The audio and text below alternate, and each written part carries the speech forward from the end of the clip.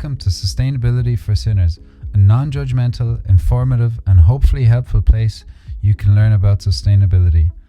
I focus on health, water, food, energy, antibiotics, detoxifying your life and much, much more. If you like what you see, then hit the like and subscribe button for more content coming soon. Enjoy! And we'll go from there. Okay, we're rolling. Elze, welcome. Thank you so much for joining me here. It's an honor, and I'm very excited to speak to you. Thank you for inviting me. I'll just introduce Elze now. Elze van Hamelen is a former sustainability consultant. She started her work out of idealism to contribute to better conditions for people and the environment. Over time, it became clear that many other interests were involved. Climate overshadowed almost all other environmental problems. At the same time, she noticed that the science of climate was not allowed to be discussed, which in itself is very unscientific. The disadvantages of solar and wind energy were also not up for discussion. The doubts about her work led her to change her career. I just wanted to read that out from Elze's very important report called Wind Turbines Drama, How the Rollout of Industrial Wind Turbines Threatens to Become a New Benefit Scandal. So, very important report. I love the critique. I love that you're thinking outside the box on all of these things and not just going with the mainstream story or narrative. And when I stumbled upon Elze's work, I was like, I have a million different crossovers with you because I was also a sustainability consultant. I've seen the inside of how these big machines operate and the motivations, and I've also had huge concerns. You've also had big work with fishermen and farmers, which is also very interesting. You've done a lot of interviews on the ground with these people, so I'm sure you have a wealth of knowledge there to understanding what it's really like and not just from a far removed position of a bureaucrat, say, or someone with a pie in the sky idea of how the future should be. So that's great. And you've also done extensive work on propaganda, which is very important for all of us to understand, no matter what side we're on or what side we think we're on. Yes. There's a web of lies, there's a wall of propaganda in every country, and we all have certain things that we might have in our minds for whatever reason that's coming down from the mainstream, and it may not be true. So thanks, Elze, for being here. And I don't know, I guess we should start off with what farmers and fishermen. Would that work? Fine. Sure. Yeah. Yeah. So what got you into farmers and fishermen? Well, so I've been working with Catherine Austin Fitz of the Solari Report. Yes, And very interesting lady. Yes, and I already did research for her on lab-grown meat. Oh, that's right. Yes. That's the first thing I read of yours. Yeah, biotech on the plate, right? Yes. Yes. Well, Yeah. so I discovered that lab-grown meat uses the same processes that are used to make biotech pharmaceuticals. And I thought, what? That's not something you want to eat, but that's why the report is called pharma food. But then we dove into this whole push for synthetic food. So it's not just like lab-grown meat, but it's precision fermentation and insects and vertical farm.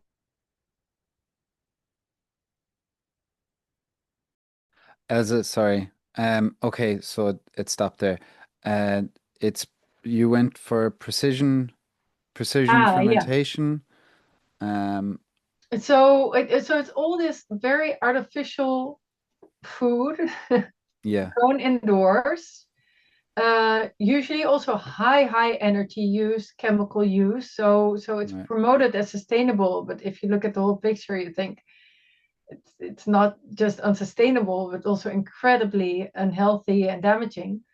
But anyways, I did that the report, and then she said, now you should look at what's happening to the real farmers. And around this time, we had a couple of years of farmers' protests in the Netherlands. And she said, she asked me, can you describe the big picture? And I thought, where do I start? And so in the Netherlands, well, it happened worldwide that after the Second World War, it was the implementation of industrial agriculture. Mm-hmm. In the Netherlands, this is called the ruilverkaveling. It's reallotment of land.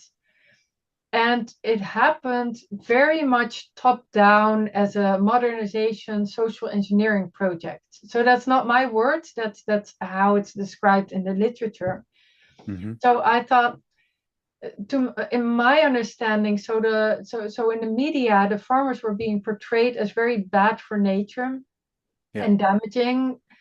And I thought, but that's not the case. It's kind of over the top industrializing food production that's damaging, but it's not the farmers who are at fault.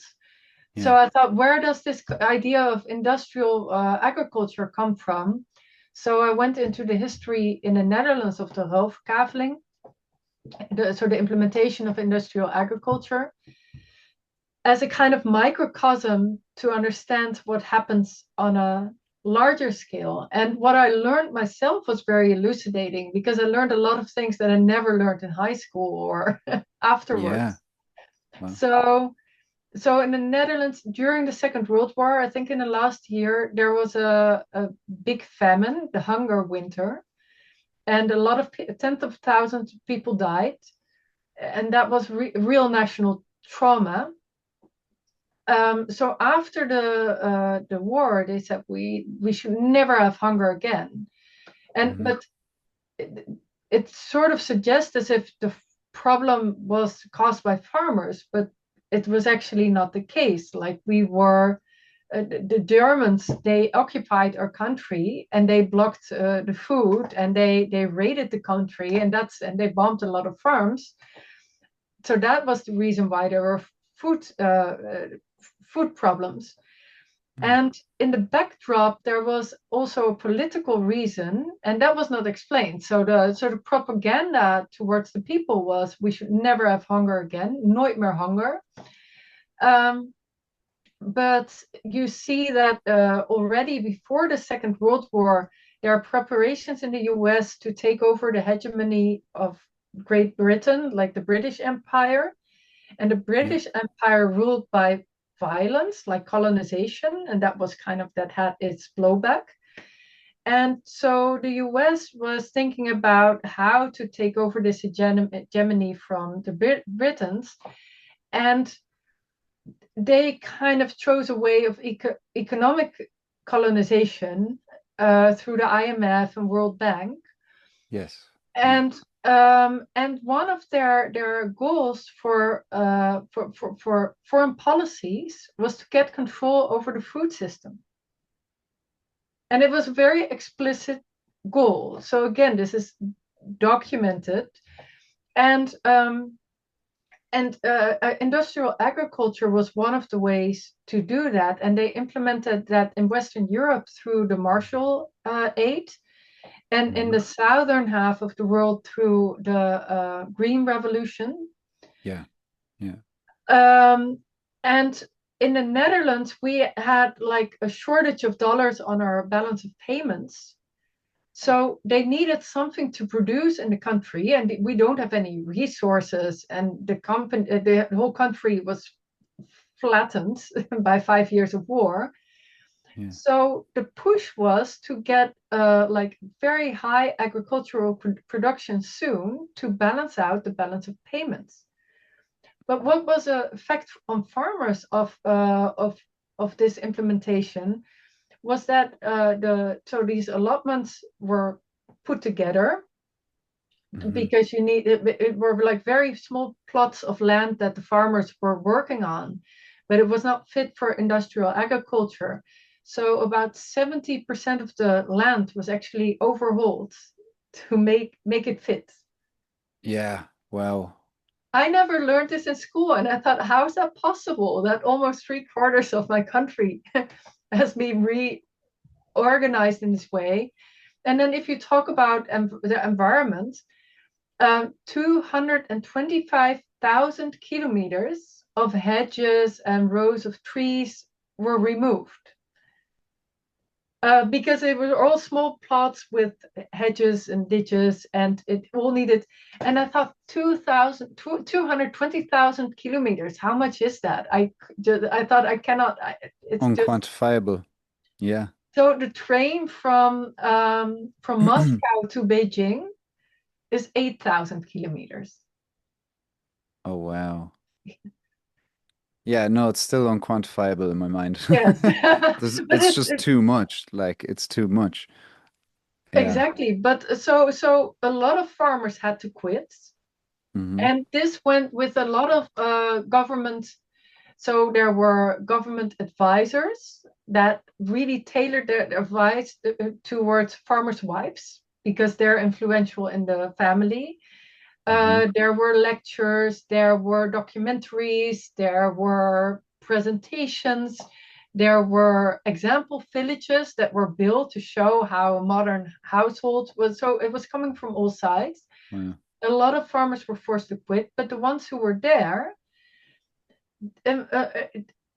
being a farmer traditionally is a very autonomous way of living because you live off the land. But here, the land has grown big, but you have to go into depth to get this larger plot of land. And suddenly, with industrial agriculture, you're dependent for all the inputs. Yeah. So it's the fertilizer and the seeds and you have to get that on the world market. And then again, for the outputs, again, it's more market dependent in the open market. So it also saw the rise of all these industrial agricultural corporations that now rule the whole food chain in oligopolies. So you asked me about the farmers and fishermen. So I started there. And then you see that this implementation of industrial agriculture, that it's a major overhaul of land use. But it also, so in the Netherlands, after this destruction, they say, well, now we need to start creating land to protect nature. After forcing the farmers to destroy it all. And making them look like they destroyed it all, right? You know? Well, they still say that they wanted it themselves, but if you look at it's really social engineering. Like if you look at from what it comes from all sides, like there was really no way to, Yeah. You'd be fighting the tide trying to go the opposite. The same was I just had an interview with Brendan Guinan, who's a regenerative farmer in Ireland, and we were talking about the history of, since the Green Revolution, essentially, that the farmers were told to get rid of their hedgerows. You'd be penalized for having too many trees on your land because it was looked at as unproductive, a waste of space, basically. You would have gotten money for draining the bogs, making them dry, all sorts of things that are now the other way around. Yes. And I think the general public might have the perception that that came from farmers, but those orders came from above, and were linked with financial subsidies or grants. So it steered them that way, and especially if you're in a struggling industry, where the walls are closing in around you, you are often left with no other choice than to take the orders from above. And it's by design, the whole thing. You see it, obviously, but well, you have to study the history because and it's so there was a book that's called Seeing Like a State, and I'm thinking, do I have it here? Because I forgot the author, but it's Seeing Like a State, and he explains all these kind of state implemented big projects, but he also describes this implementation of industrial agriculture as a huge, like a state-run modernization project. Yeah. And so this was really not, it did not come from the farmers. And one untold story that I really also didn't really was able to get out of, because you have these PhD studies, but they really look at how the government planning worked and some of the protest.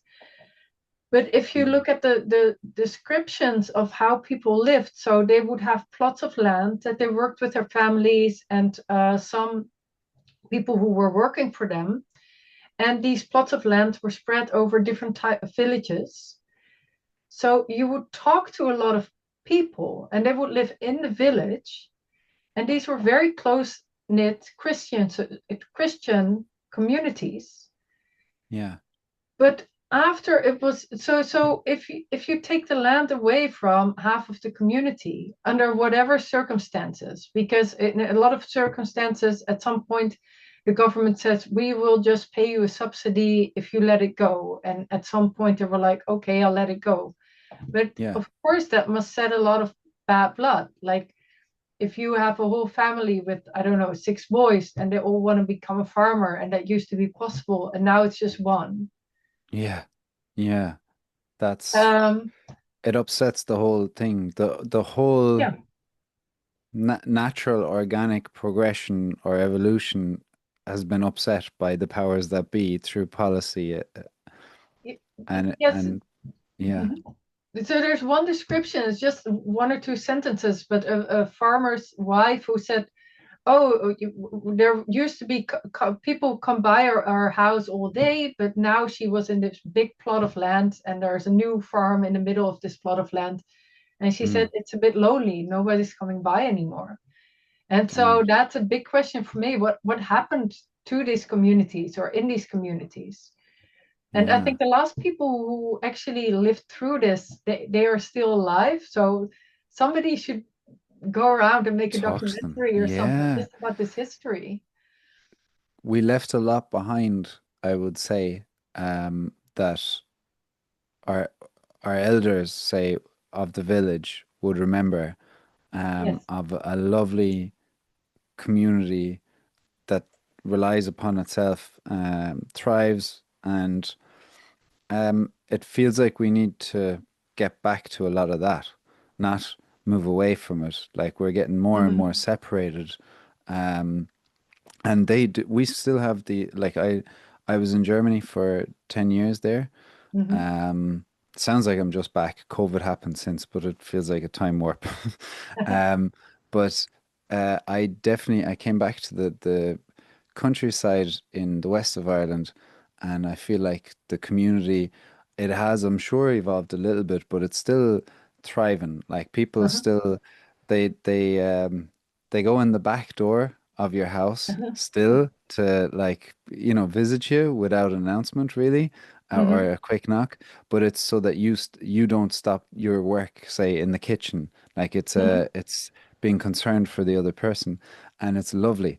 And I feel like there's still a lot of it going on in the world, but that sense of community and how you might have thought about back then, that's Hmm. that's golden stuff that I'd love us to get back to more, you know?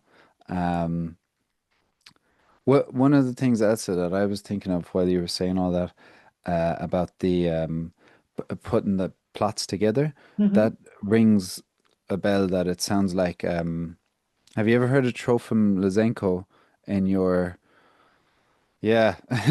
So he was Stalin's right-hand man, and he Ah. was his environmental scientist, but basically a scientist who had these, um, I can say it now because he's discredited scientists. They were crazy, crazy ideas that he implemented under Stalin's rule. He gave him power of authority to do whatever he wanted.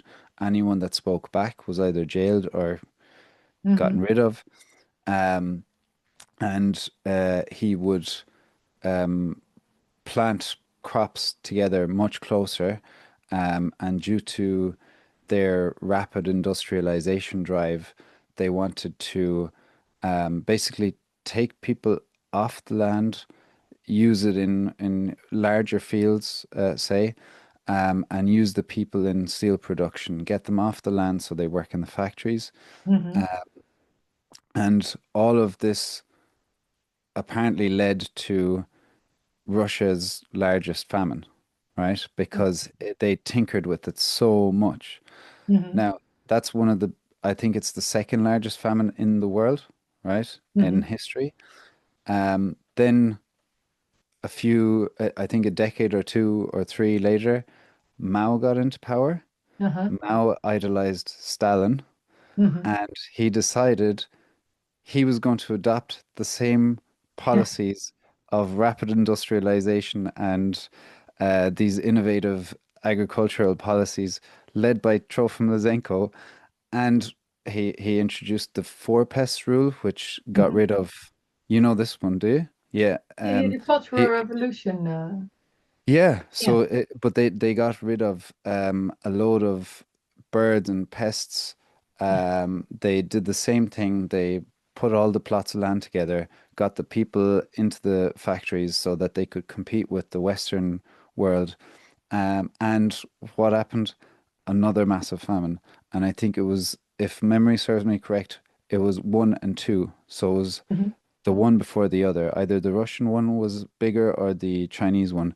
But Hmm. if you can imagine what's going on right now with the madness, and you've obviously touched on it with the large industrialization of agriculture, the large amounts of chemicals, the geoengineering that is Hmm. involved, that might be not only the weather, but also the control of crop Hmm. uh, growth and everything. I think we're playing with fire right now.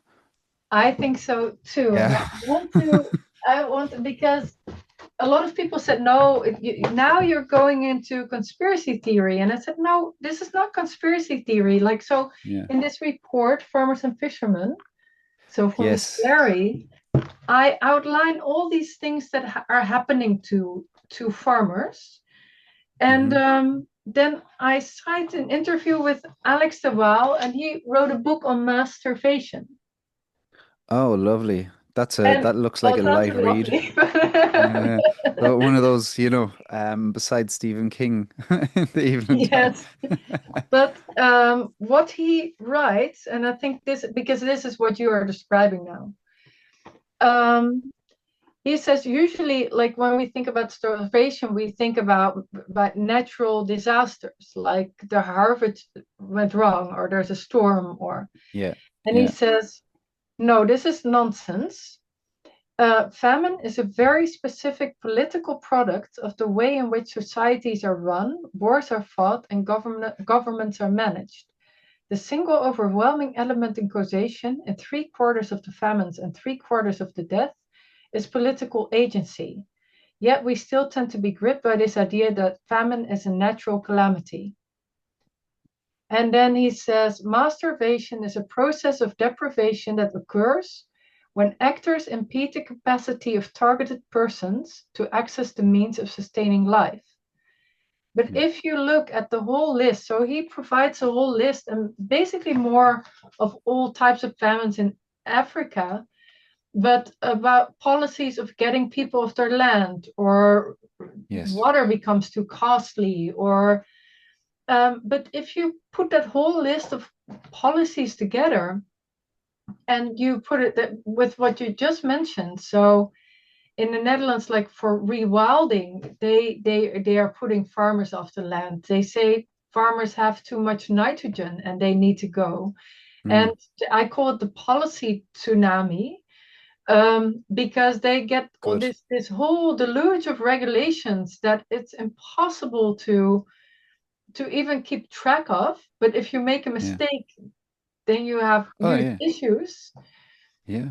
And it makes just running a profitable business almost impossible. But this is policy. This is not Yeah. because they are bad entrepreneurs or something, or there's something wrong with them, but they are Yeah. just being hit with one policy after the other. The walls are closing in on them. And the same with the Yeah. fishermen. So the Netherlands,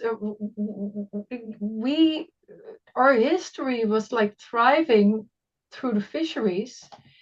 And now the fishermen, they say, well, like one part of the seas, they need to be wind turbines, and the other part, it needs to be restricted areas.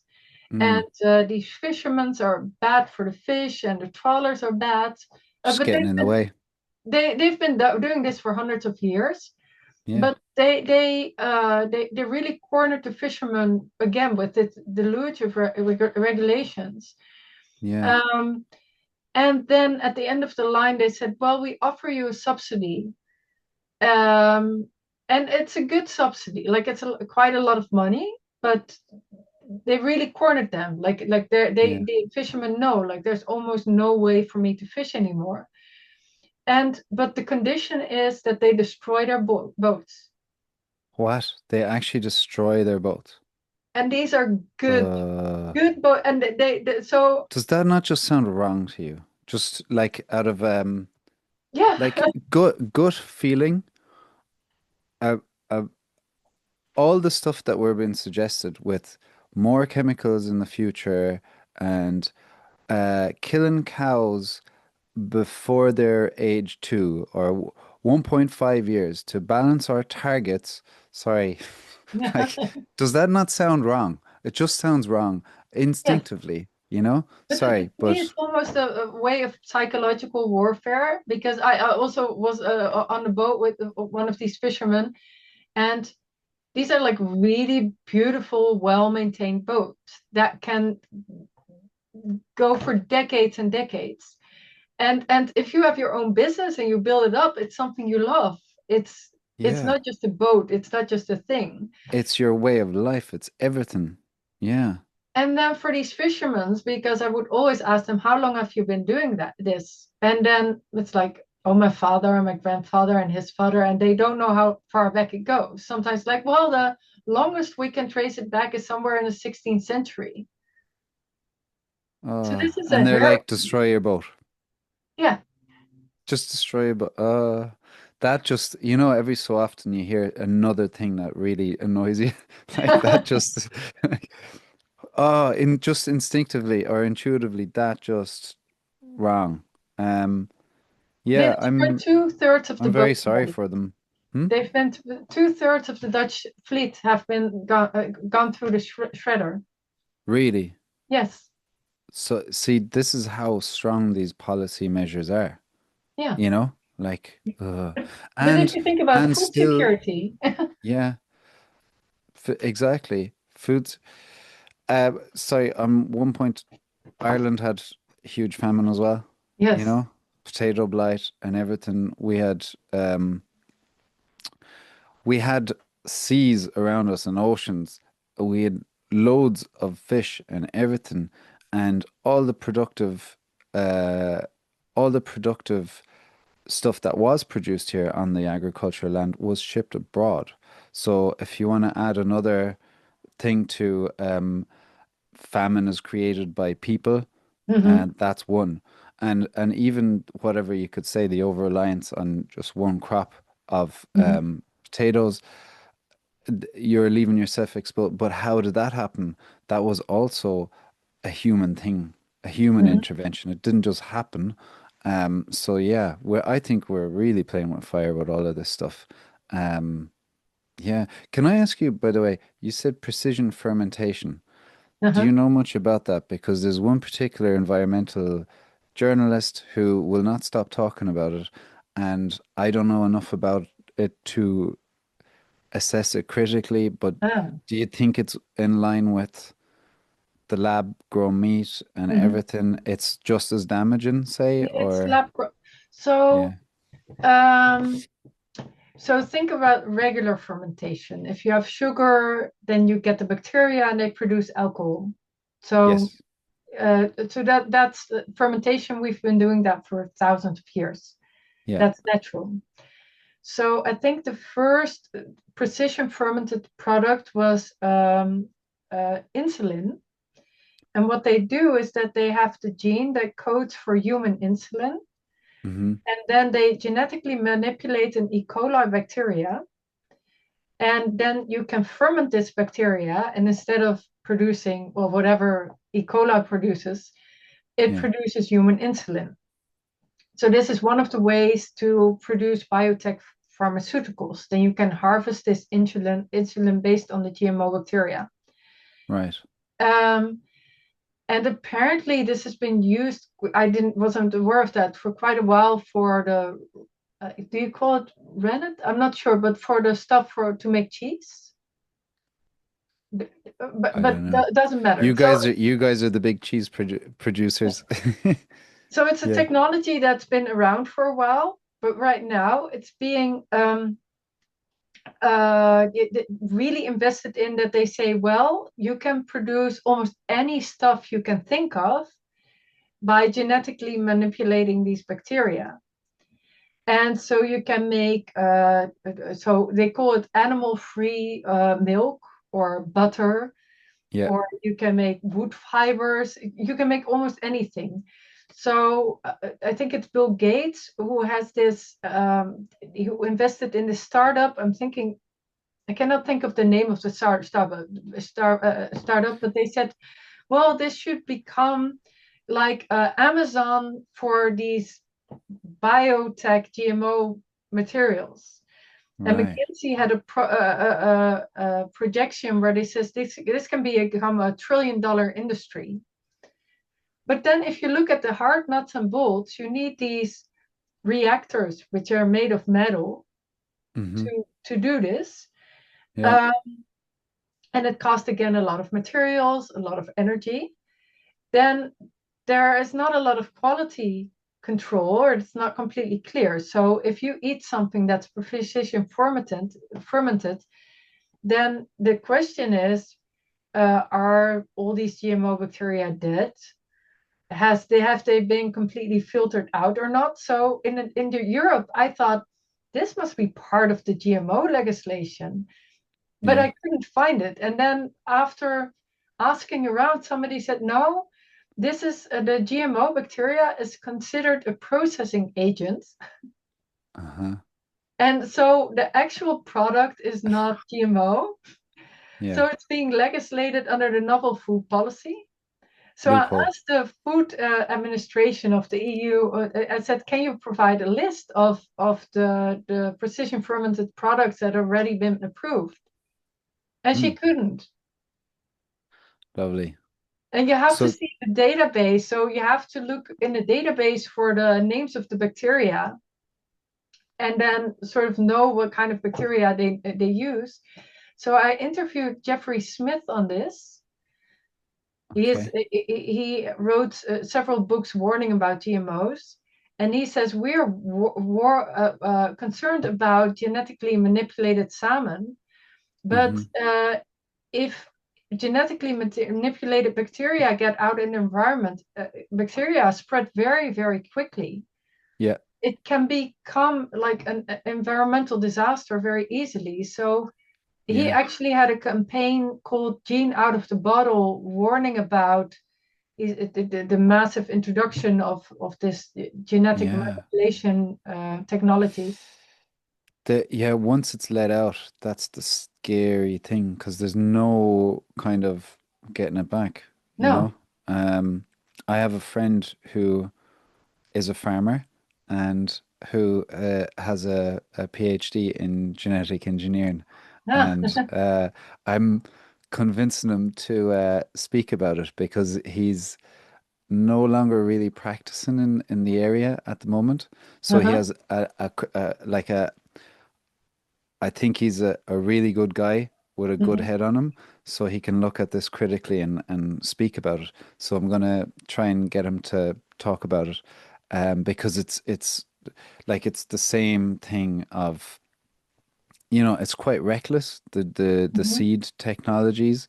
Yes. And then it's also, as he explained it, there's so much red tape and regulation that only the big guys can actually enter this Mhm. space.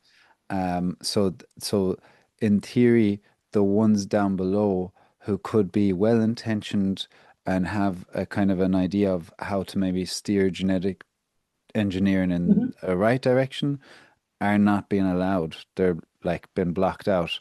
And the control is then of the big dogs, that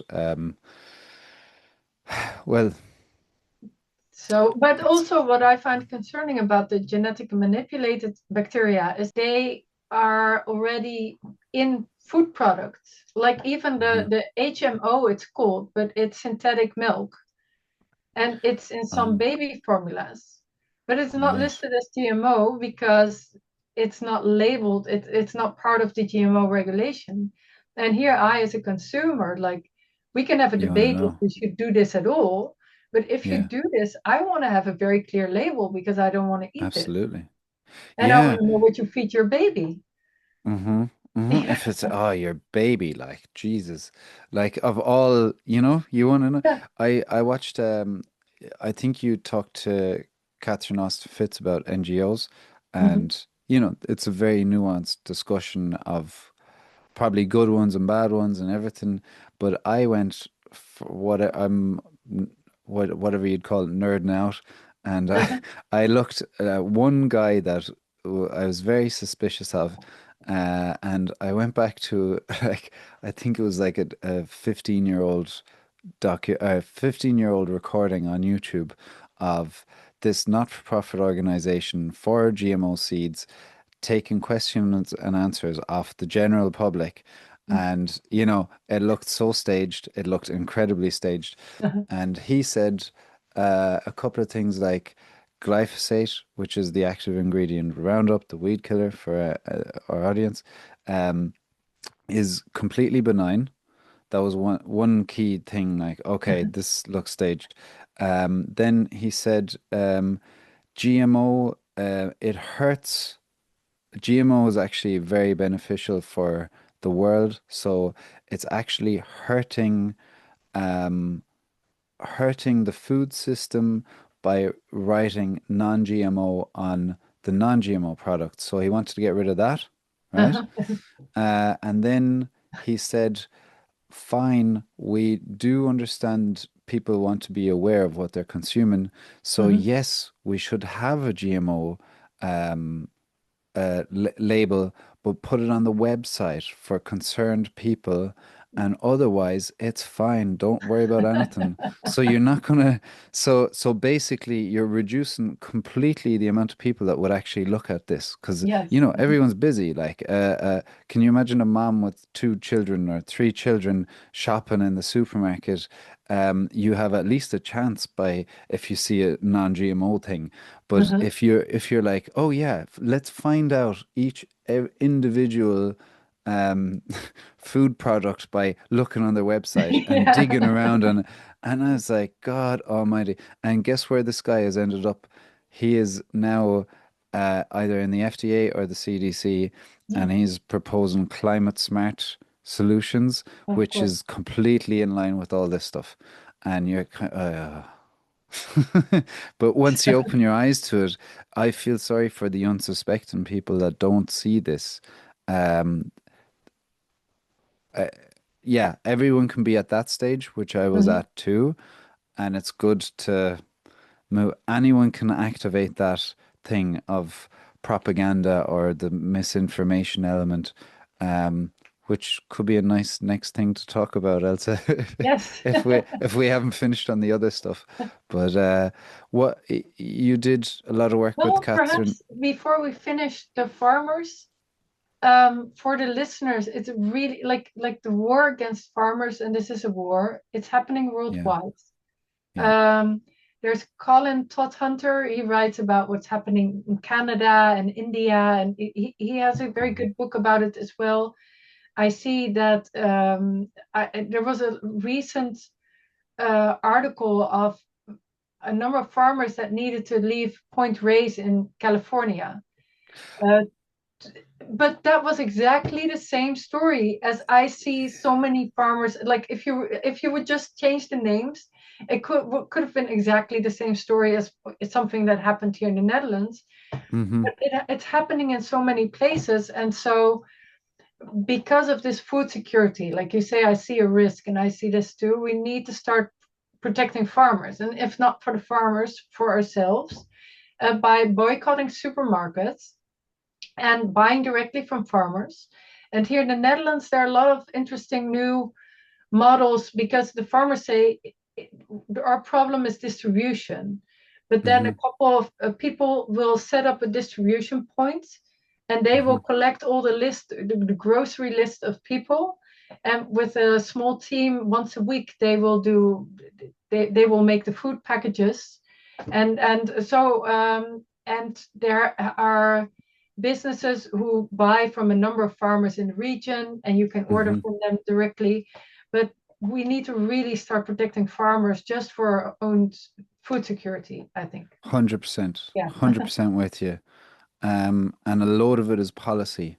Like, Mhm. yes, we can vote with our wallets and all of that, but we have to watch the policy in the background and try and hopefully shape it into something that protects small farmers and Mhm. protect us ultimately, and the environment and the animals, and it can Yeah. all work together.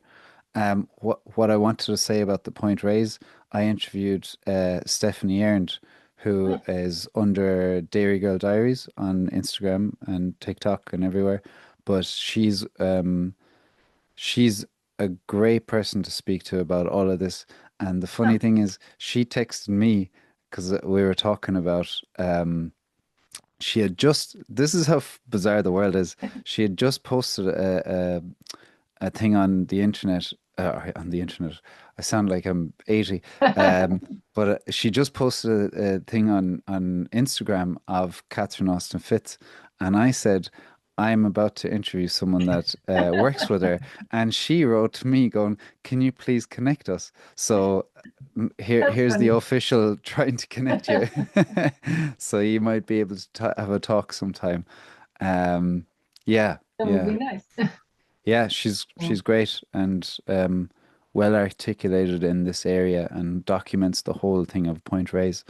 Um, and the other thing, sorry, going back to the fishermen and everything, one of the arguments from the NGOs on one of their farms that was they tried to shut down or did successfully shut down, I think there was 12 altogether, but they said that the levels of water contamination were too high.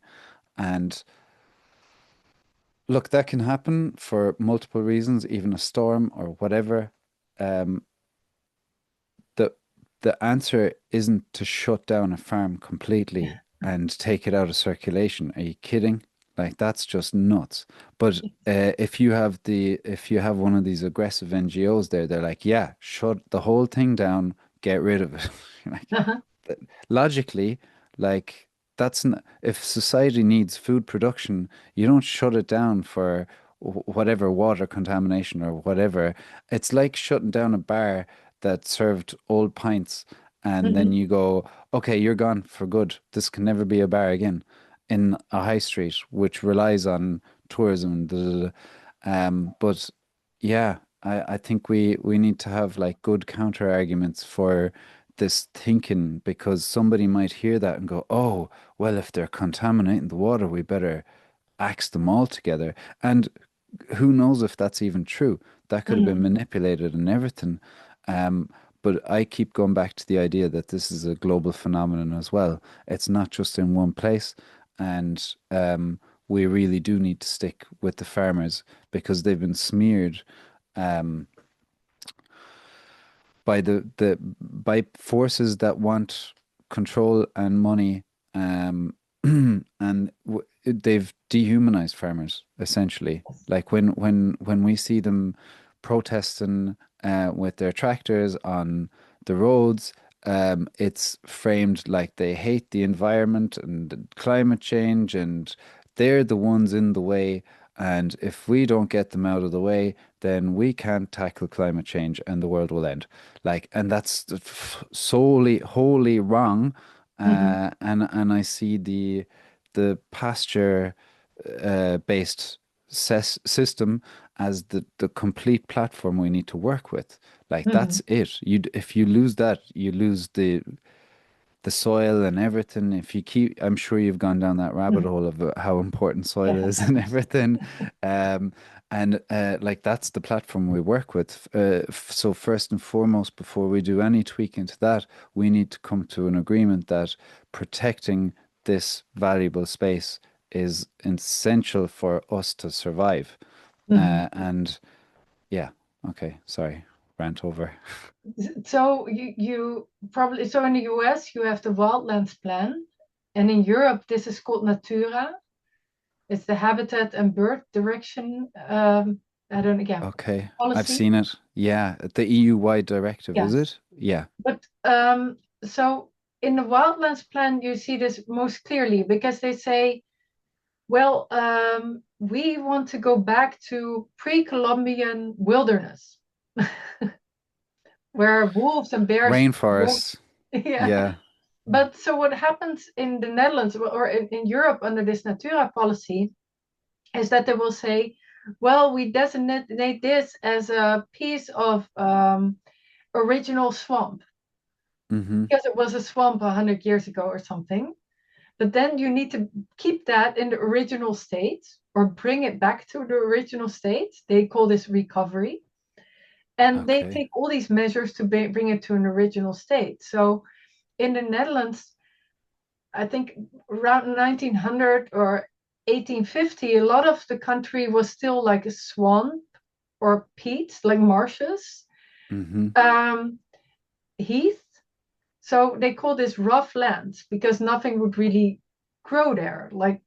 Um, and then the government they offered farmers very cheap land on the condition that they will make it suitable for agricultural production. And that's how we ended up with all these small farmers. Okay. And these farmers created the landscape that was actually very biodiverse and fertile. And then you had industrial agriculture that kind of flattened it. And now they Mm. say, well, we need to protect nature. And so in a lot of parts of the country, they call this re-wetting, but it's raising the ground Mm-hmm. level tables. They say, well, this used to be a swamp, so we need to restore nature. And they're raising the water tables again. And the farmers, they cannot get onto the land with their machines. Stop. Okay. Wow.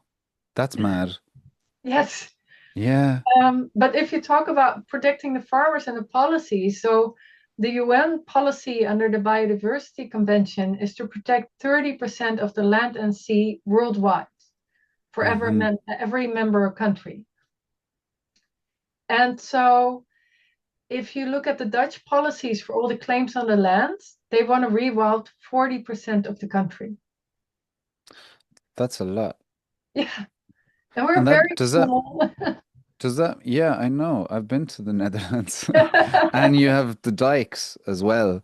Like, it's a very special space to manage. Uh-huh. Um, and it's it's a highly dense country, right? Like there's Mhm. so much squeezed into, Yes. yeah. So it's all the more important to use your land wisely and Yeah. not not underutilize it. Um, what is in the description of rewilding then in that context? Is it take the animals off the land, that rewilding, or is it Um, well, rewilding on a farm and adding hedgerows and da, da, da? no, no, no, no. No, I was Wilding, thinking yeah, yeah. rewilding is just Oh, in yeah. addition to all of this, we also have an exploding wolves population. So were wolves reintroduced?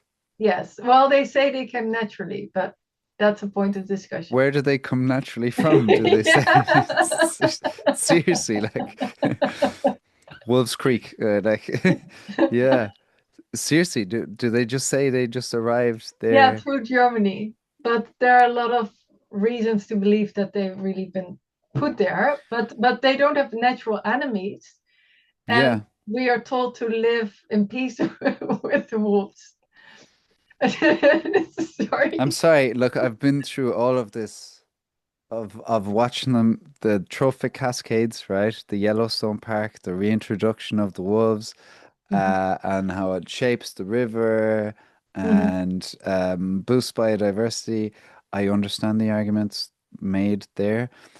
If it's within an ecosystem or a patch of land that's well regulated with fences and everything, and it's say like the Yellowstone Park that already has bears and everything, maybe there's a case for that, probably a good case for it, but reintroduce it in Ireland where there's no fences, no nothing, mhm. it's a potential danger to society.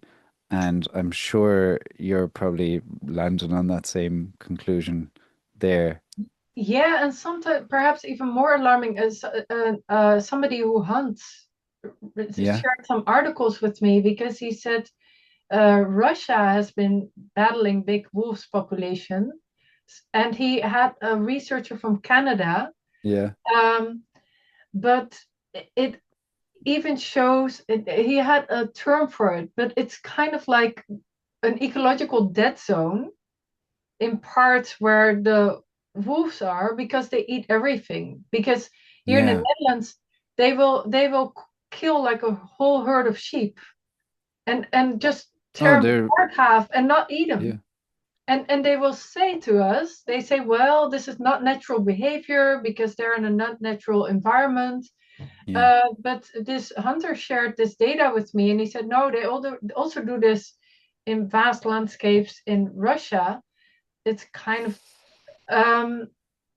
and so there was this ebb and flow in Russia apparently that when they don't keep the herds down, mm, they become major problems and kill everything that's around. So that's the sort of stuff that doesn't come through. And I haven't done the deep dive yet, but it was. I can't wait till you do. But Uh, already what you see, so this person who did study the wolves, he said wolves are very intelligent, and you see in yeah, Netherlands they come closer and closer to humans. And there have been some attacks, but not very. Nobody has died yet. mm, So runners have been bitten, and there are parents who don't want to let their children bike to the forest anymore. But yeah, they come closer and closer. And what this researcher said was the wolves are checking out how dangerous the humans are or not. And by yeah, the kind of the behavioral instructions that you're giving, you show the wolves that you're not a danger to them. yeah, So it's just waiting until something goes wrong. And so it's a civilian website. They ask to if you think you've seen one or if there's been hmm, encounters to report it there. But there are reports from all throughout. So we in the heart of the country we have kind of like a big natural reserve area, but these wolves are spotted everywhere basically. yikes.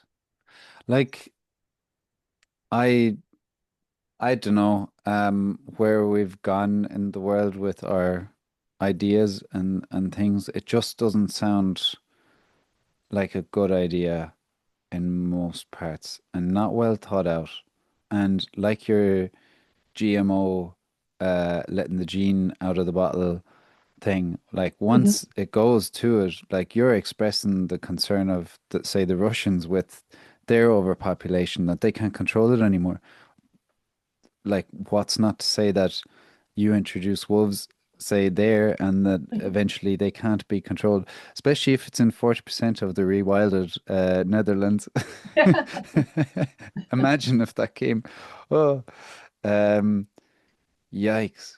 But Can I there's ask you what? actually, if we Yeah. think about policies, because this is something I've been kind of hammering on towards my readers, is there is a policy cycle, and we all still live in Western countries where we Hmm. have officially a rule of law. So you can vote, you can go to your municipality, and there are public hearings, and you can respond to proposed policies, and you can talk to the people in the council. Yeah. So there are still a lot of levers for influence. And what I notice is that people will come to me with a story by the time this policy has already been confirmed and they are being notified with whatever the results of those policies are for their personal business or the private property. But that's kind of the end of the line. That's where It's too it's late very almost. difficult. Yeah.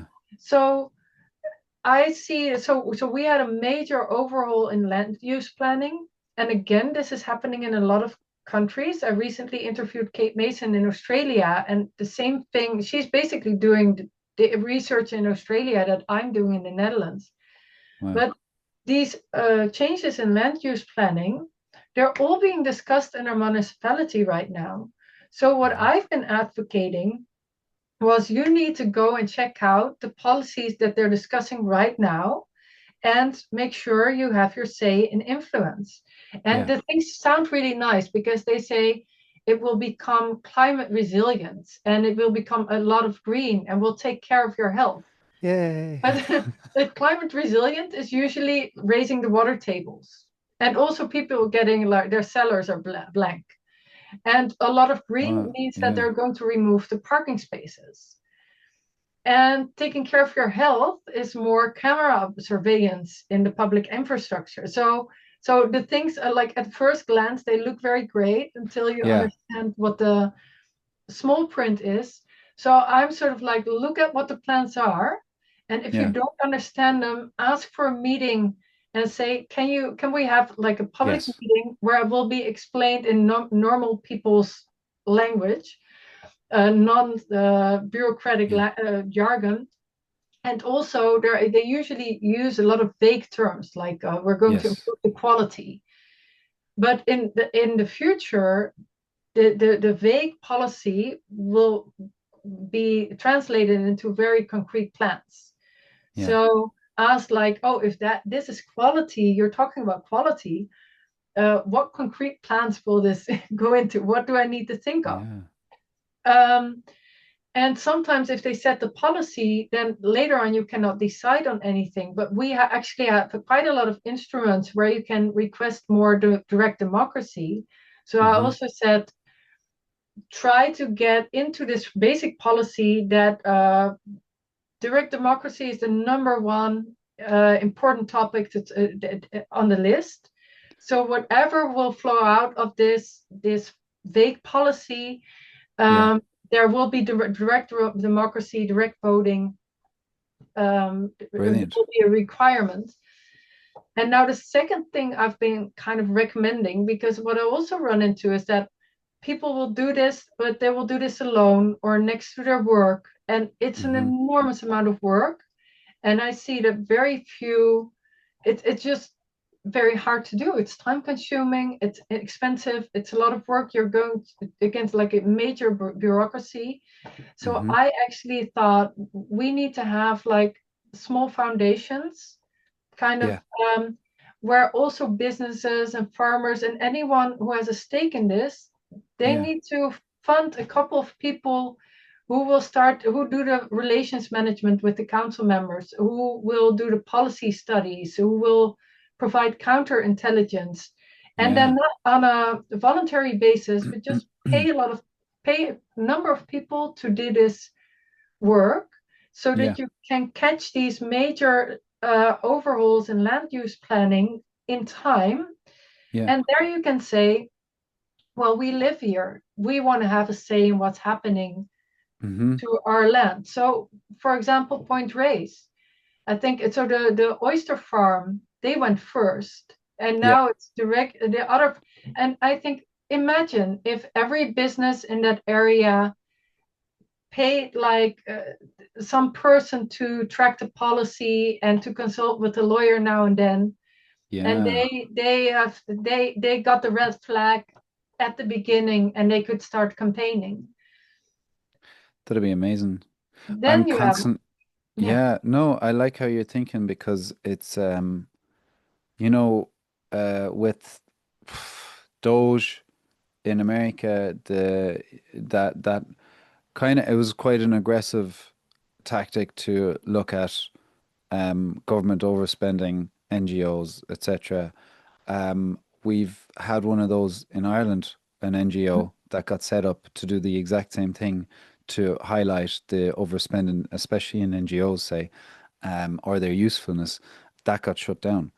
Um, the the bathwater is often thrown out with the baby there because NGOs, if done properly, would be amazing for small farmers, fishermen, Hmm. local voices to get funding that may not be available from other places and to actually use it properly. I would love to see NGOs popping up that are truly benevolent Hmm. for the people who don't have a voice officially up there, and that could be a funding stream for something like this. And otherwise, yeah, to fund it ourselves because it's I I do see an issue that cost of living crisis, etc. Hmm. But I do also see that people really do care, and that's an amazing idea to like put a few bright sparks together that care to inform the local people. Well, Um, why I also think some of this funding would need to come from businesses, because I think yeah, when as soon as you get it from the government, there's going to be ties attached, and you yeah, um, and what I yeah. see now is that all these businesses, especially SMEs, they are being hit by the same policy tsunami as what happened to the fishermen and the farmers. And SMEs. yes, sorry, Sorry, small medium small, medium, and enterprises. yeah, I Yeah, just wanted to say it for yeah. people to who mightn't be familiar with the term. Yeah, um, so what I see, everyone at the end of the line, they start battling and they will use whatever resource they have to win the fight. But if you're hmm, alone and at the end of the line, your chances are like very, very slim. yeah, So with any business that thinks I want to stay in business, like if you want to have a fighting chance, go to the beginning of the policy cycle. There, like right now, not yeah, everyone is poor yet. And yeah, I'm going to say, like, not as a doomsday sayer, but this is going to hit everyone in some way. hmm, And what I see is that it hits everyone just in a slightly different way at a yeah, slightly different time. Also creates kind of like a divide and conquer, because yes. the farmers in the Netherlands, some have the nitrogen problem, but not all. So the rest thinks nitrogen is not my problem. The dairy. Yeah. Yeah, yeah, yeah, yeah, And then for others, the problem is the raising the water tables. And I was with one group, but then you start looking and it's at least 30 places where they're doing this yeah, in a small country. yeah, But it's everyone has their own problem, their own battle, and the other one is the wind turbines. yeah, But that's why you have to look at the land use planning. yeah. I also think there's a risk because it covers a lot of topics. So again, Uh-huh. it will be difficult because everyone, some say, well, I care about the wind turbines, but I don't really care about the water or whatever. Um, and Yep. what I think we need to think about, you need to have priorities. Hmm. And the priorities is like, does this infringe on property rights? Yeah, What does this do with food security and entrepreneurial freedom? And that need to be the okay. yardsticks, because otherwise, I think you need a center to center. You need a core focus for a group. Yeah, Otherwise, it will fall apart in discussions. And I think this yeah, will be a good focus to protect, yeah, individual freedom as well. yeah. Yeah. And health, would health be one of those, or would it fit in somewhere? No, I would stick to the top three for now Top three. because Okay. Because it gets because too yeah. complicated. Yeah. Okay. I got you. I like the way you're thinking because, like, I've spoken about a sensible land use policy for a while, and I swear people's eyes just glaze over. They're like, what? But if you realize everyone's competing for the same spot of land for certain things, um, you need the barricade there like otherwise they're gonna keep. I mean, we're going on to wind farms now, but um, big industry is big industry, and they'll just keep knocking on that door and trying Mhm. to unravel and unregulate and water down things no matter what, because that's it's the nature of the business and it's the nature of the the model of financial model we're in. The global financial model is for growth and Mhm. constant growth, quarterly profits, all that stuff. And you need to actually put up some kind of barrier to go, okay, if we want renewable energy, only so much. Mhm. Or if we want whatever, only so much and no more, because otherwise it's a bottomless pit. We're seeing it in Ireland where we have the tech companies are headquartered here for Europe, say. There's a lot of databases, data centers set up, huge energy consumption, huge water consumption. There's already water shortages in a lot of the estates around Dublin. The energy is being drained. And then if you consider where the energy is coming from, um, how many wind farms and solar panels do we want to put on all the land to feed the data Yeah. centers? And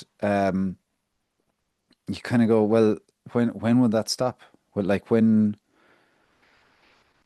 Yes. like where is the food to be produced and all that stuff? And then you go on to, well, are there other sources of energy that can be produced, or even renewable, but not on land that's useful for food production, in a time where it's probably one of the most concerning times ever for what's going on with our food system? We shouldn't be sacrificing a lot.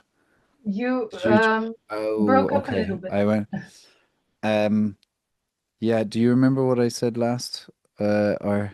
Yes, about the wind farms and the land use. Okay, yeah. Well, I mean, there's there's so much demand for energy now, and you have the Mhm. rise of AI, which we talked about just before the Mhm. interview. Bill Gates says it's only going to be 10 to 15% extra energy needs. Only. We're already massively struggling with what we're doing and trying to find cleaner sources of energy. And then you look at the data centers that are being rolled out across Europe. They're only getting started. They're huge energy consumers, huge water consumers, and you're thinking, well, how many wind farms and solar panels need to be on land that are going to be used for uh, otherwise good land for food production? Mhm. How does that work, and when will that space run out? I It's a very concerning time for that stuff. So you look at, So Ireland has a lot of what they call renewables, because I think it's not yeah, renewable if you look at the facts. But okay, how so in the Netherlands we used all of the useful places, and now they're going to the places where there's little wind. But even with half the country full of wind turbines in 2022, yeah. it produced 3.15% of our total energy needs. So 3.15%, Yes. that's very little for, Well, they will explain yeah, like, well, half of our electricity is from renewables, but electricity is not your full energy need. yes, So if you yeah. look at the full energy need, it's just slightly over 3% with the most Uh-huh. optimistic data set. Um, Wow. but then if you look at that data, then I think you can put the whole country full of wind turbines, and you cannot power an industrial society, let alone run society by AI in addition. Yeah, yeah, yeah, yeah. And we're not escaping AIs. The I've seen the I went back into the masters in sustainable environments, and one of the most interesting classes was renewable energy economics and principles. Uh-huh. And oh yeah. So that's my dissertation. I worked on that for a long time. I don't know if you need to read Mhm. the actual thing, but it's about building a sustainable portfolio. And, pension funds are one of the largest investors in the world and trying to harness their money for the clean energy transition. And on the front page, I have a wind Uh-huh. turbine. Uh-huh. So it's not like I'm completely anti renewable energy, and I don't think you are either. We're just looking at it critically right now in how this is all playing out, looking at the big picture and where things could go. Um, yeah, so I've lost my train of thought of what I was talking about Well, in I the was class. wondering about Ireland. How much of your energy is now produced by wind energy?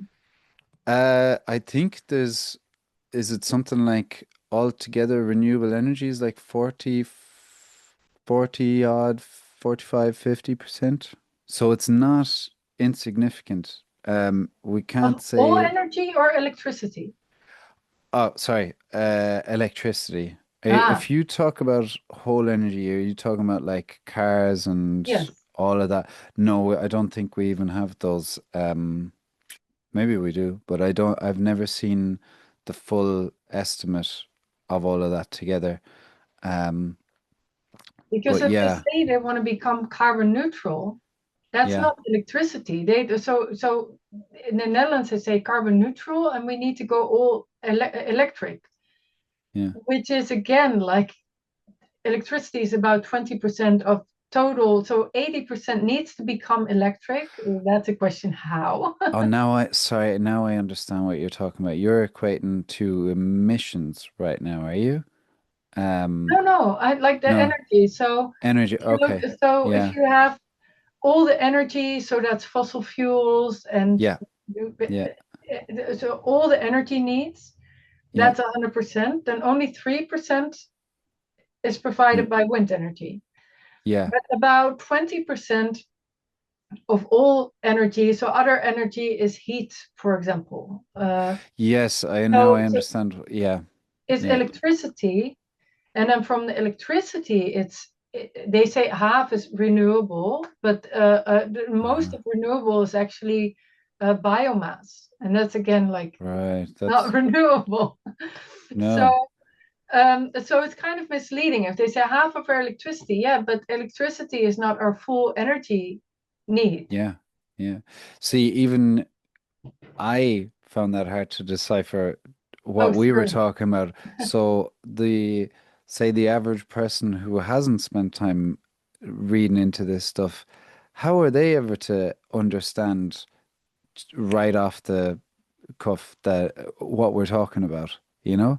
So all these headlines are very misleading. Mhm. Um, yeah, I don't know.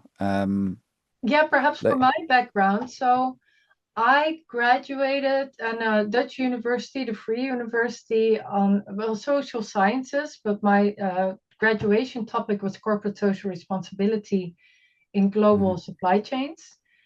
And then a couple of years later, I did an MBA in sustainable management at the Presidio Graduate School in San Francisco. Oh, But cool. and then I worked for corporations as a sustainability consultant. Yeah. So when I was at university, like we live in a very complex society, so you cannot learn, or you can try to, but uh, to, to learn like a lot of different sciences. So when they Hmm. present conclusions of climate science, then I don't know all these climate models. Like I'm not a climate No. scientist. Yeah. You just trust that you're at a university and you're reading peer-reviewed scientific reports, and that what they say that's true. Yeah. And when I learned that with wind and solar energy, you can replace, you can use that, and that will work. I believed that was true. But then while Hmm. I was working, I was also working in factories and manufacturing facilities where there are a lot of engineers, and they say, well, it's not possible, right?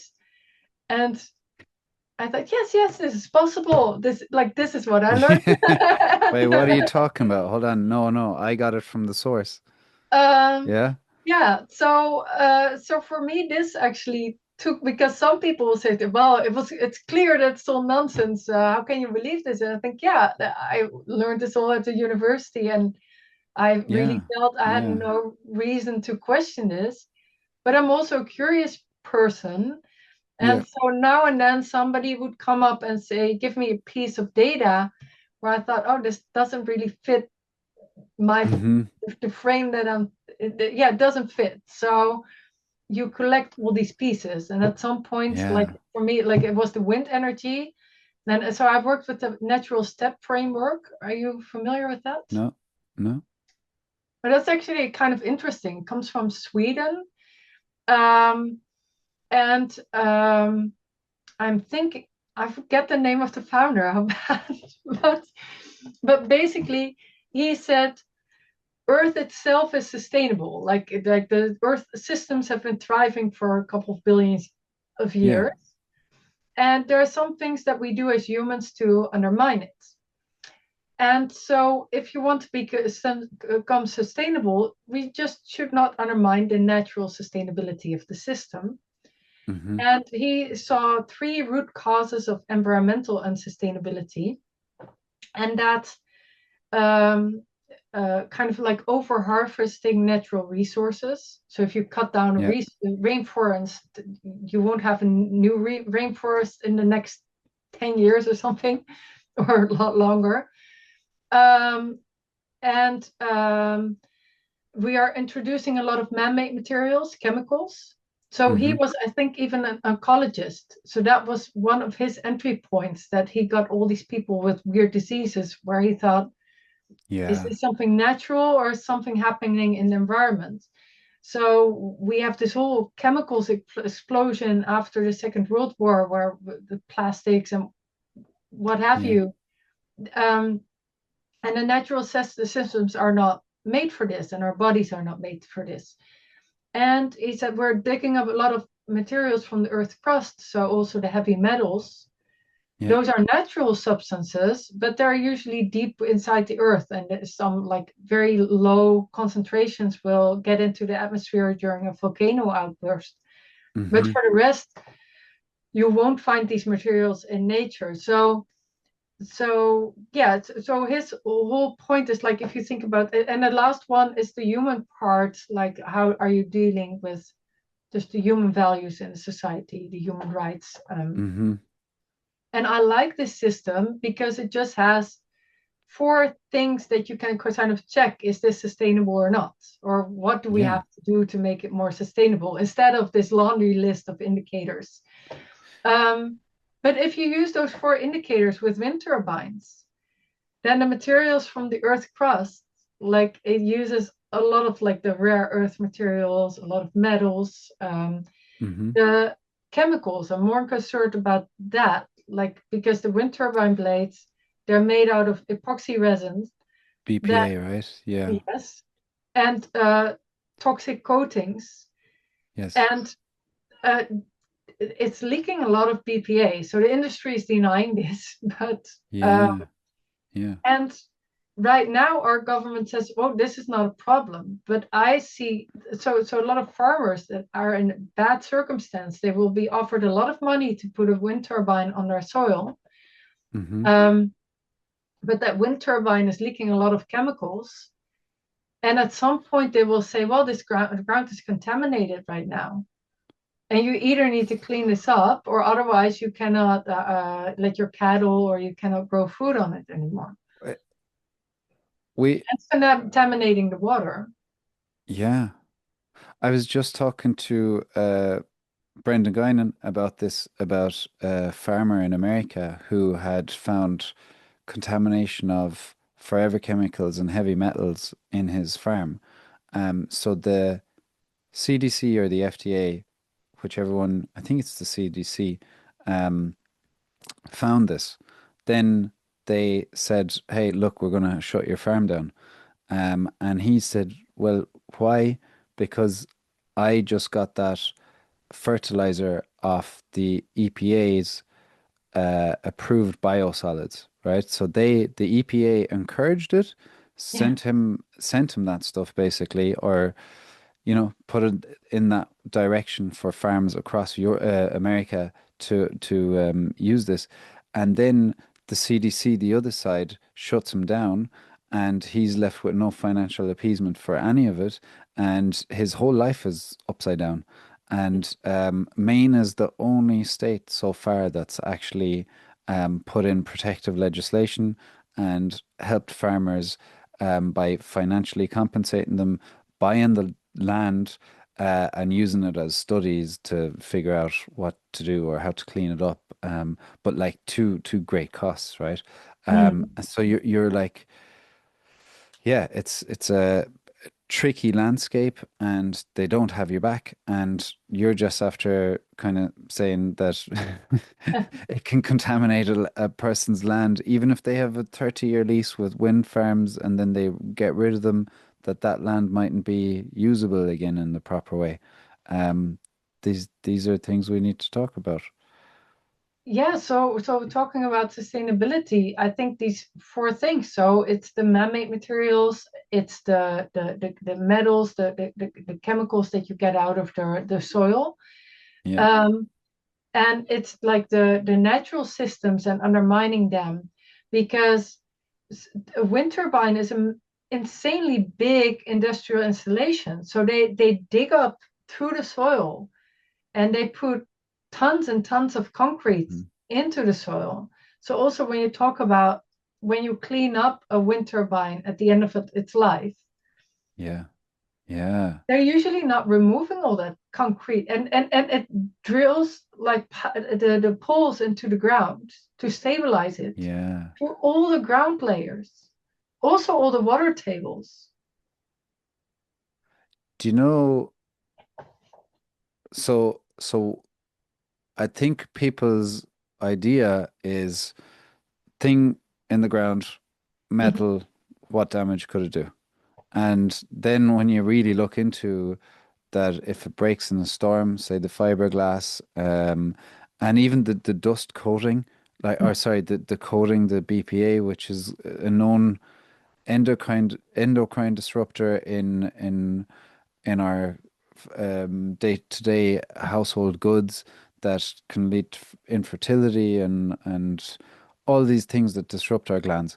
Um, and then I don't think the average person would actually go, well, what could be wrong with them? It's just metal stuck in the ground. Like, No, it's it's not doing not. anything.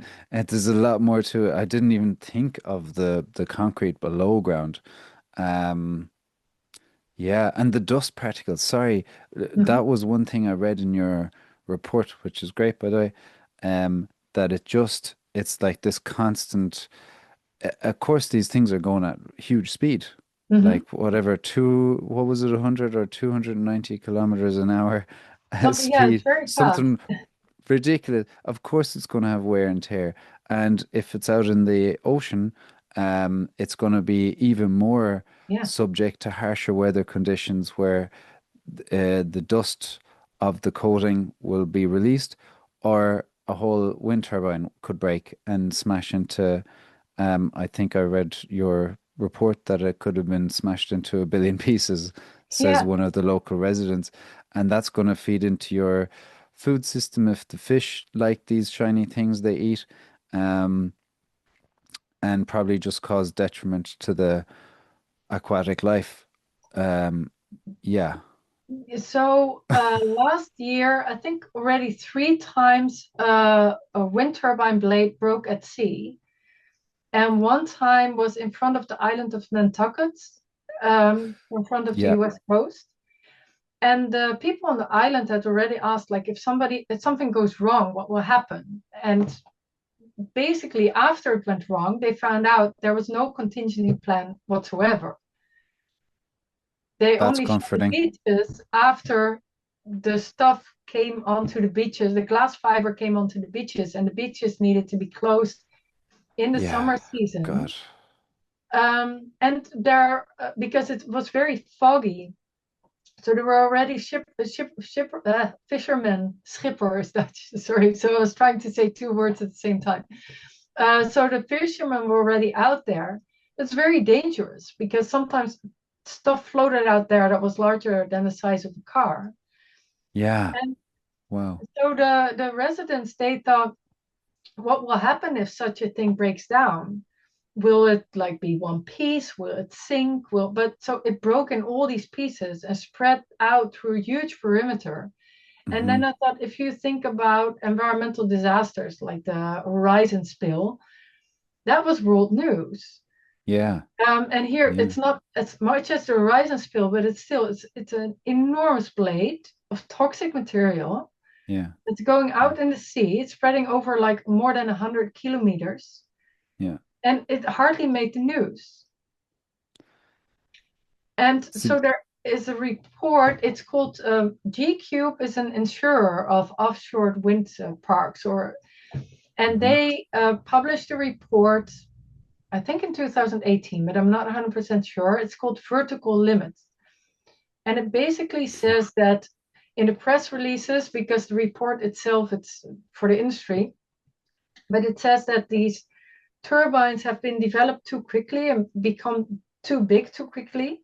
So from 8 megawatts on, they have a lot of failings. They already fail in the construction phase or within the first 2 years of operation. So also this Nantucket blade, that turbine was not in operation yet. And so this G-Cube vertical limit report says the industry has a quality problem. And I think that's one of the reasons so many of these projects are being canceled, because they're just not profitable anymore. But the Nantucket residents were concerned because this wind turbine blade, it broke off at low wind and not in operation yet. And they said, we also have the hurricane season here. Yeah. So what's going to happen during a bad hurricane? And that was one you noted, right? Yeah. Where they had to shut the beaches and everything. That's how significant it was, Just that you had to shut it. Yeah, one blade of a whole. Yeah, and if there's imagine a massive, massive, massive storm that could just knock whatever, because we're sold the idea that offshore wind farms like outside Denmark, the floating wind farms, that we have complete potential, that sky's the limit or whatever. You can just put as many out there and no problem. It'll fine. It's just floaty and completely benign to us. And now you realize, like, okay, this is not as clean of an energy as we should be thinking or hoping. Yikes. There's trade-offs to be made everywhere, right? With all of these, the longer you look at them. Well, and also you need to think about how sensible, because there's an engineer in the Netherlands who wrote a little book about the energy delusion. But so that was helpful for me. So as an engineer, he thought, is this actually possible, this energy transition? And he just calculates it, but he describes it all in a way that also, as a non-specialist, I can follow his calculations. And he talks about energy density. So he looks at the amount of square meters that is necessary to produce 1 unit of energy. And there you see that fossil fuels are extremely efficient. And then he says for solar panels, there is still some space for them because you can put them on roofs, like it's not competing with landscapes. But with wind energy, it has an extremely low energy density. So you need enormous amount of space to just produce a tiny amount of energy. And then you have all these other negative effects that we just discussed. Yeah. So to me, like, wind energy is just not something that's helpful to replace the fossil fuel system with. Perhaps like some end of the line if you can use it locally. But at the scale where we are doing it now and destabilizing the energy system, basically Right. breaking it up. And I have to be honest, so I was asked to do this report. And because in the Netherlands, we're a very densely populated country, like 18 million people on very small, like the size of Denmark. Yeah. And they're building this at a quarter mile distance. So 400, 500 meter is half a kilometer distance from Yeah. houses. And so since the beginning of the first wind turbine parks, people report something that's been dubbed the wind turbine syndrome. So they get headaches or migraines, vertigo, Yeah. panic attacks, interestingly, feeling very agitated. And this has been reported very consistently, but they're kind of avoiding doing the big research that will confirm a causal relation. So It's if you too look at, inconvenient. yeah, of course, It is. Yeah. yeah. So I was aware of this, and I know how many people are really sick, and they're not getting any, like it's not being recognized by the government. So I was asked to write this report, and I just thought, like, yeah. So I thought I knew a lot about it already, so I thought I'll just do this.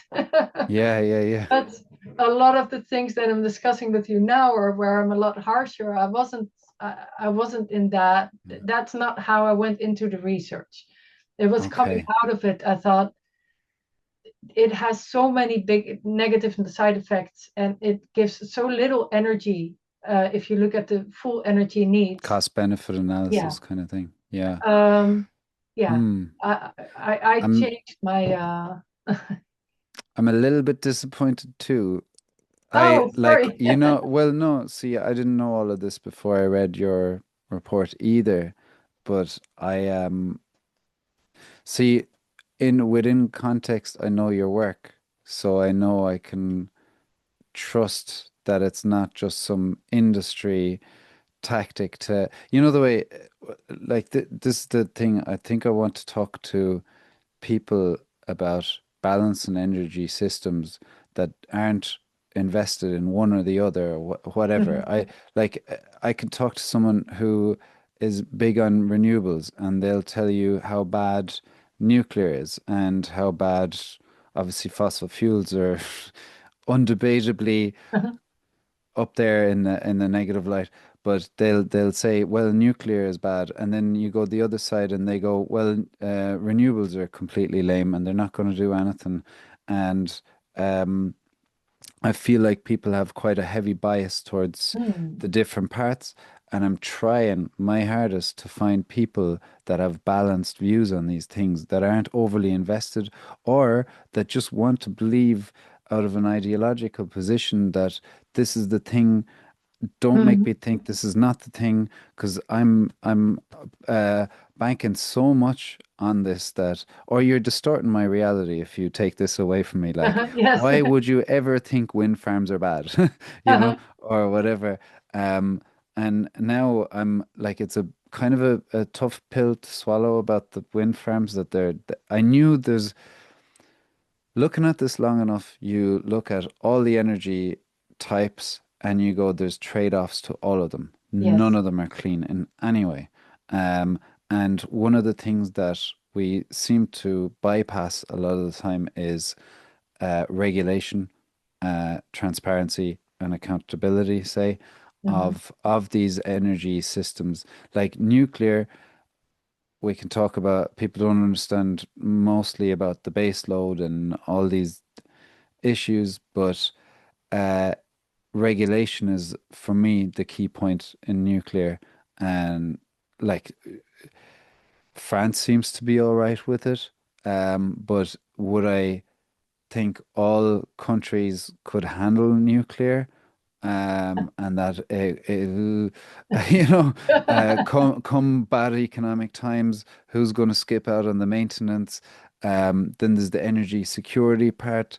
Yes, we could produce it on our own soils, but at the same time, where are the essential components coming in that drive nuclear forward, say the plutonium and uranium, and a load of that is from countries we are not getting on with right now. Well, Say, there's also thorium. yeah, thorium. Now that's interesting. That's a bit of good news if you want to talk about it a little bit. Well, to I'm get in the back to you were a little bit disappointed about my stance on wind, but what I really believe, because some no, but I people email appreciate me. it as well to hear. Yeah. Oh, So no, like don't misunderstand that. I want to hear it all. Throw it at me, the hard truths that you know we need to hear.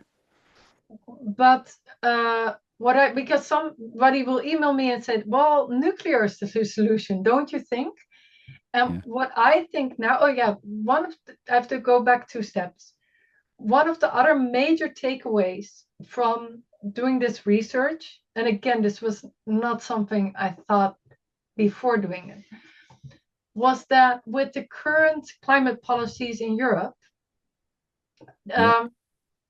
they don't achieve any of their stated goals. Because the stated goal is that they say, well, if we reduce carbon emissions, that will reduce global worldwide emissions and it will influence the climate. Hmm. But if you look at the emissions reduction, just in the, yeah, let me share. Can I share my screen in just one picture? This is uncharted territory for Yeah. me. That's oh Um, wow. Oh, you pull it can off. you see it? Yes. So you see the change in CO2 emissions. Do you see that Right. picture? Yeah, so this is by Yeah. Robert Yeah. Rice, and he calculates the statistical review of world energy in 2024. And in this whole time that we start the energy transition, Yeah. you can see what Japan, the UK, Germany, US have reduced. And this is what India and China started emitting. Wow. So we can Is it deindustrialize the whole of Europe, and it will not put a dent in the worldwide emissions. okay? Interesting. And that's like, yeah. Would you be concerned when you see something like that? Not that it's not well intentioned and sincere, I'm not Mhm. saying, but would you be concerned that there's a lot of well, it's the Asians that are producing or letting all the plastic in the sea and we're not doing that much. And Mm. like it's this otherness the thing where Mhm. you get a bit concerned that it's like, well, what can we do personally? Because there's no chance of us Uh, succeeding anyways or whatever. Not just with emissions, but would you be concerned about a graph like that? Yeah, It's I kind of wasn't on that highlighting side of China the. pretty Yeah, badly. yeah. No, no, Like, no. I'm not saying, but what I'm saying, like a policy needs to be effective. yes, And yeah. and so what happens now in the Netherlands? So because we have a major port in Rotterdam, there we used to have a lot of industrial manufacturing, regular manufacturing. We're a very productive country. Hmm. But because of the energy transition and the same thing you see happening in Germany as well, the prices are going through the roof, and the companies cannot compete on an international level. Uh-huh. So they stopped investing, and if they still invest, they invest in abroad. So one Okay. factory manufacturing facility after the other is closing down. Also, very big chemical plants like producing basic chemicals. Right. And so they're not stopping, they're Hmm. opening a factory somewhere in Asia. And is that going to be cleaner or emit No, less? no, probably not. If And it's so, not in one of the top regulated countries there, probably so not. I think if we really want to innovate, and we need to innovate, Yeah. we need to keep these companies, we need to keep this industry. Yeah. And if we, let's say if we need to reduce, it's not just emissions, it's all the environmental impacts, and we need a lot of innovation. But Elsa, yeah. I'm sorry, I was going to crack a joke. Are you saying there's more to this than just emissions? yes. Whoa. But I've been told we should just focus on emissions the whole time and everything will be fine. Yeah, of No, course. apologies, I derailed your thing there. Sorry. So you mean to be innovative to keep those companies, Yeah. your domestic companies that make your economy stable and thrive. You need to Uh-huh. protect them. And if they go abroad where there's less regulation, they're very likely going to be produced unsustainably with chemicals and etc. Yeah, you're dead right. You're dead right. And those reductions, I wonder, are those reductions, or is that just the industry that moved abroad? Yeah. Do you want to know something about the sustainability consultancy that I've Sure, seen? yeah.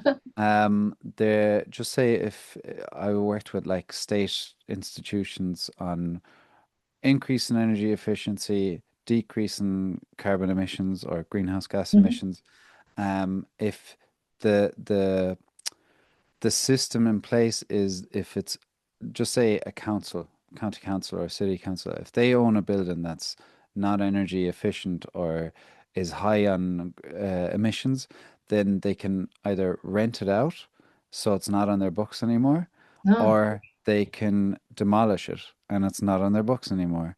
Like if that's sustainable, I don't know. I'm not so sure. Like, so you have this rigid policy, and these guys just doing like I can't even blame the engineers, the energy officers, everything, because they have this rigid policy coming down at them, and they Mhm. feel like they need to keep up or they might lose their job or whatever. And it's the same as the farms, by the way. We were talking about the nitrates derogation and all of these things. And I went on a farm walk lately to a dairy farm. Lovely guy. Um, four brothers and two parents that had this farm for a few generations. And he said, um, the further along the climate policy goes, um, the walls are closing in on them, the more intensive they're going to have to get. And they like he said that when his father was coming up, they had something like 30 cows on the land, and it was enough to sustain a family. And with Mhm. the mother at home, so it was all working. And now they have a lot more, and they're still only being able to barely make ends meet. And that's balancing it out with three or four brothers all working hard there. And he was saying they're going to probably have to go more intensive. And this is with climate policy and adding chemicals and all of that stuff. It's not their fault. The walls are closing in around them. And if they don't, they might lose their farm. Mhm. So it's like climate policy needs to be looked at in a very critical light because it's not the well-intended thing that it's saying it is, or not all of it at least. Well, here in Yeah. Europe, and I'm very concerned about, it's really causing mass industrialization. And what they Yes. say in the Netherlands is we're going to become a services economy. And I think, are you insane? Because around a manufacturing facility, you attract this whole ecosystem of other businesses. Yeah, And you also get absolutely. the services around that. But you remove the linchpin Yeah. and the Yeah, rest yeah. will start falling. And then I think a lot of these services, they are being replaced by AI right now. So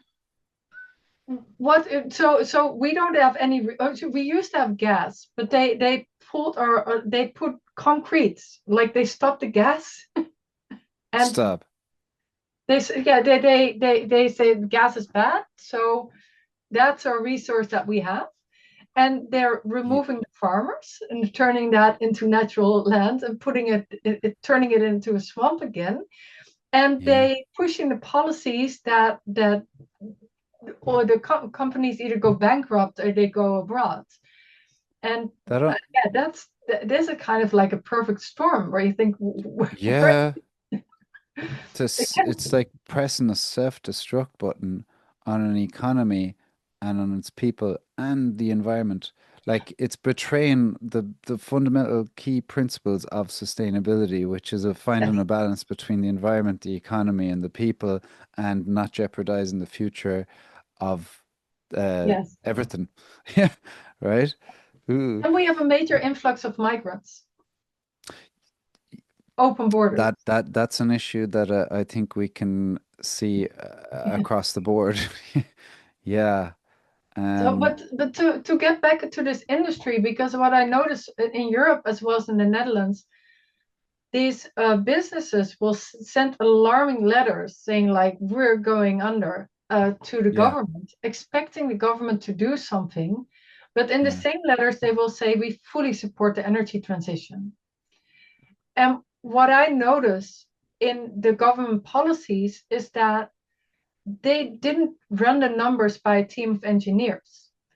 It's all smart art.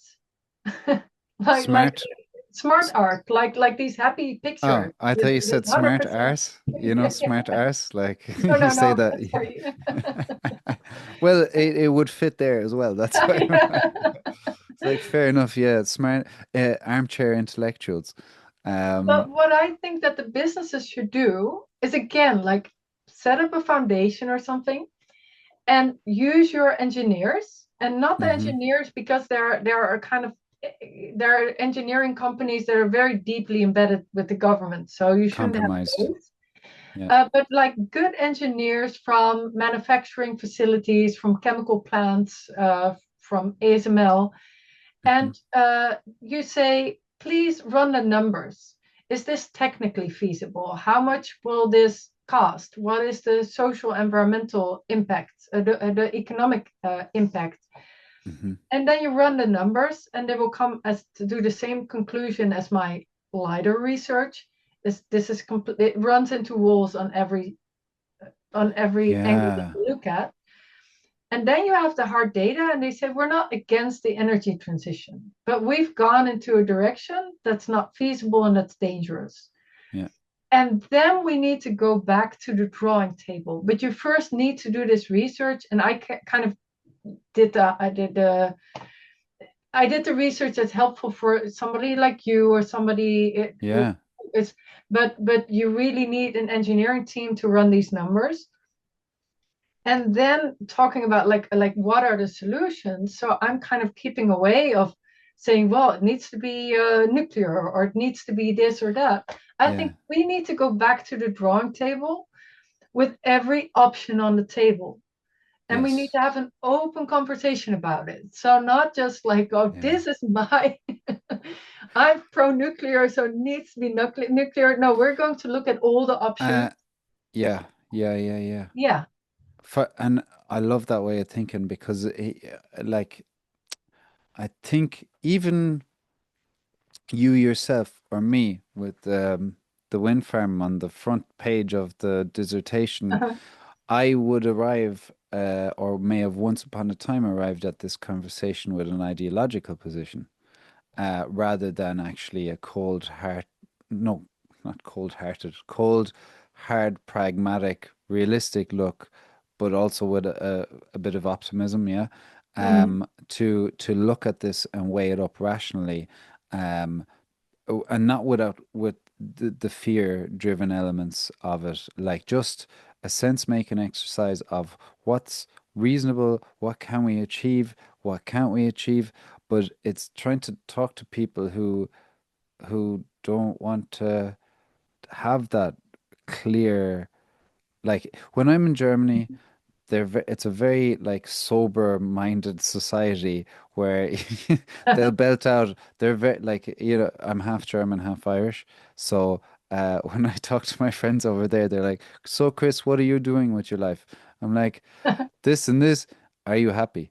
And that's just belted out. And you're like, "Oh, I don't know." Like, what are you asking me these direct questions for? But that's that way. And over here, it's like, hey, so how's that thing going? And it's like wishy-washy. Um, and it's kind of finding the balance to have a conversation that zeroes in on what we really need to talk about, and like these are very serious things. These are very serious things, and like we have these massive rollouts of data centers, and we have the large tech American companies here, so we have this strange relationship we need to manage, that we don't get steamrolled, but that we have an economy that's um, functioning, and Mhm. how to do that without being aggressively put into a corner. And then we have like the massive amount of money they're bringing in. They have influence on how the rest of the industries are going to perform because they have the huge money. And politicians or whoever are definitely going to be possibly negatively influenced or just Mhm. influenced in a way that small farmers can never reach them. Or whoever, or the SMEs. So you Mhm. have to be kind of like, well, where would that all end up if we don't start talking about it now? Like Yes. now is the time, not like you said, when the policy is in, it's in. And like just say, I don't I feel like we're not talking about the Mercosur agreement in in a sober enough light. Like that's massive. And that my theory is that actually comes from climate policy that this has been reinvigorated. I'm sure you've heard a bit about it, right? The Good. Mercosur, the it's the trade agreement with South America that Ah. Oh. it's been ongoing for about 20 years. See, Hmm. there's so much going on. There's Yes. so much going on that we all have to like, we're all deep in Yeah. our own thing, and then you realize it's kind of parallel or whatever. But Uh-uh. okay, so for I'll try and sum it up in a very brief way. About 20 years, we've been trying to make the biggest trade agreement in the world with South America, Hmm. and we're already trading with them, but this would offer strength in trading. It's argued that it would boost both sides, Hmm. the economies, but the so their major exports would be like say in Brazil would be beef, Argentina beef, but there's different ways of producing the beef, and Mm. the farmers and public are probably concerned in Europe that if we have higher standards for Mm. production of meat and dairy and everything else, that we mightn't be able to compete alone with the economies of scale with their larger farms, and it might disrupt a whole lot of things. And say the French Macron is behind his small farmers, Hmm. and they're very clearly saying, "Hey, no, we don't agree with this agreement because it could have massive implications on our local farmers."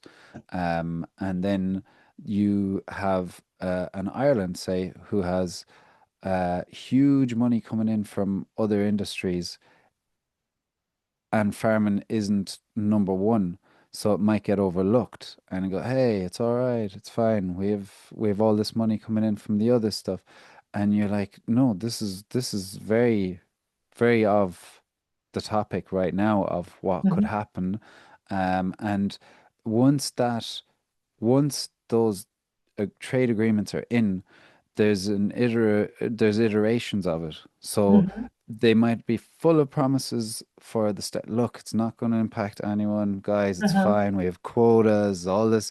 And if the tariffs are only for a certain amount, but after that they pay full whack. So don't worry. I would be very concerned about that.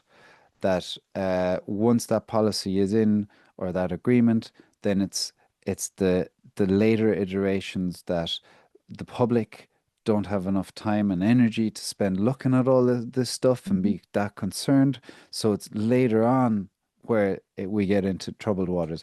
And to sum up the big picture, though, the German car industry is struggling at the moment. Volkswagen, I don't know about all of them struggling, but there's a huge part of it that their sales are down.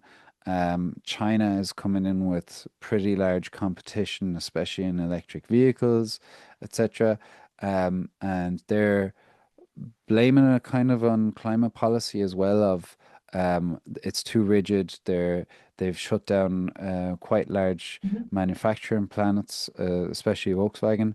Um, so they're struggling to meet their climate targets, which are aggressive. And they want then the German economy, which has just been kind of hit on the head because of its vulnerability of gas supplies, which they were getting from Russia prior Yeah. to the Ukraine-Russian invasion. And so they have a heavy burden or a heavy worry that their economy is slowing down too much. So they want to boost it, and with it, their largest money maker is their car industry, say 500 billion odd money coming in. They are the ones that want to get into the markets in South America. Makes sense. Mhm. If China's going down, find another big market to open up. And we're kind of being steered into this by the big industry. And like you're kind of going, oh my God, this is actually part of climate policy. If you want to trace it back to if that is real, Mm. what they're saying is like a real concern and why it's too rigid, then I actually of the opinion, and it's an evolution that we actually may have to look at this climate policy more critically and possibly loosen certain things that they're not that rigid because people start taking shortcuts and becoming more ruthless, and we are the ones who will ultimately get the tail end of this, and it might not be pretty. So we Yeah. have to stick together on that and look at this critically. Sorry. Yeah. Yeah, and I think start these foundations, look at the land use policy, and I think the industry Yes. that's still there, they need to start talking about the elephant in the room. So you cannot say Yeah. like save us and then say we support this transition, but they need to do this engineering team thing where they say this is causing the industrialization. And if you want to have innovation, like moving innovation abroad, it's not Yeah. innovation. Moving the reductions abroad, it's not reduction, it's just Yeah. moving emissions. And Yeah. you see in the Netherlands that they're subsidizing all this, but subsidizing is not, it's not a business case. Um, Subsidizing what? Subsidizing, so they produce all these subsidies to make companies stay. And I believe in Germany Ah, they've also been yeah. doing this. That Yeah. subsidy is not a business case. And then what you Yeah. mentioned, the free trade agreements, the one that you mentioned, I wasn't aware, but already I think a year or 10 ago they tried to do TTIP, Mm-hmm. so the transatlantic trade agreement, and it didn't pass, I think. And now they passed, or they tried to pass CETA, which is like a trade Okay. agreement with Canada. But I think the general gist is always that it's very good for the corporations because they can Yeah. move anywhere where it's cheapest, and it's bad for wages, yeah, it's bad for the people and the businesses locally. Regular people. Yeah. Yeah. Yeah. Yeah. Yeah. It's yeah, I think even with the South American countries, I read this big long report, which I just for whatever reason I got into it and I couldn't leave it. But it talked about the sustainability of the Mercosur trade agreement, and the very clear verdict was that it wasn't sustainable, and it was just gonna like unravel progress and encourage the exact opposite thing that we're trying to, make things more sustainable, less chemicals in the world, animal welfare, all of this stuff. And what it very clearly also highlighted was that the people, um, we might think over here, okay, South America, big farms, big business, they're going to make huge money off this. But the people on the ground there are making not that much money either. So No. it's all the upper echelons of this business Yeah. thing that are making the money, and the ones down below are not. So yeah, I don't know if you know when Well, you see and it I on the think horizon, you're like, great, can we talk about it, please? Can somebody think that this is something worthwhile talking about now before it's in? And then, um, yeah, I don't know. so. I think also for the German companies, their problem is not their market abroad, I believe. It's that there's no Mm. level playing field for them because the energy cost is so high. Yeah, I knew you were going to bring up the energy vendor, the Yeah. Energiewende. Yeah, so for anyone who's listening, um, so Germany tried to do two things simultaneously. They tried to shut off nuclear power, and they also tried to shut down coal plants, which people were screaming a long time ago in other countries, going, "You can't do this, or this is going to be a rough ride." They I don't know what I thought at the time, but I was like, well, nuclear is dangerous and coal is very bad for the environment, all that stuff, and smog and everything. And now, like, I'm looking at it going, yeah, I think people were right. Like, this was a big, big move. And the only thing they had was deep pockets at the time to argue we can do this. And now they don't have the deep pockets in the same way. They don't have the disposable income to be doing these mad energy moves. Or They like, have a you know, shrinking economy, and in the Netherlands and Germany as well, we have words for energy poverty. So people who yeah, cannot afford to buy their basic energy, they have yeah, advertisements of how people can use these little lights, candles, and then put flower pots over it because a pot will heat, like, and there's a little hole over it, and you can use that as alternative heating if you cannot buy really, gas or electricity. It's that bad. problem solved. Yeah. Jesus Christ. Like, So that's like, is that innovation? Is that an improvement? no, it is not. We're No. like, whoa.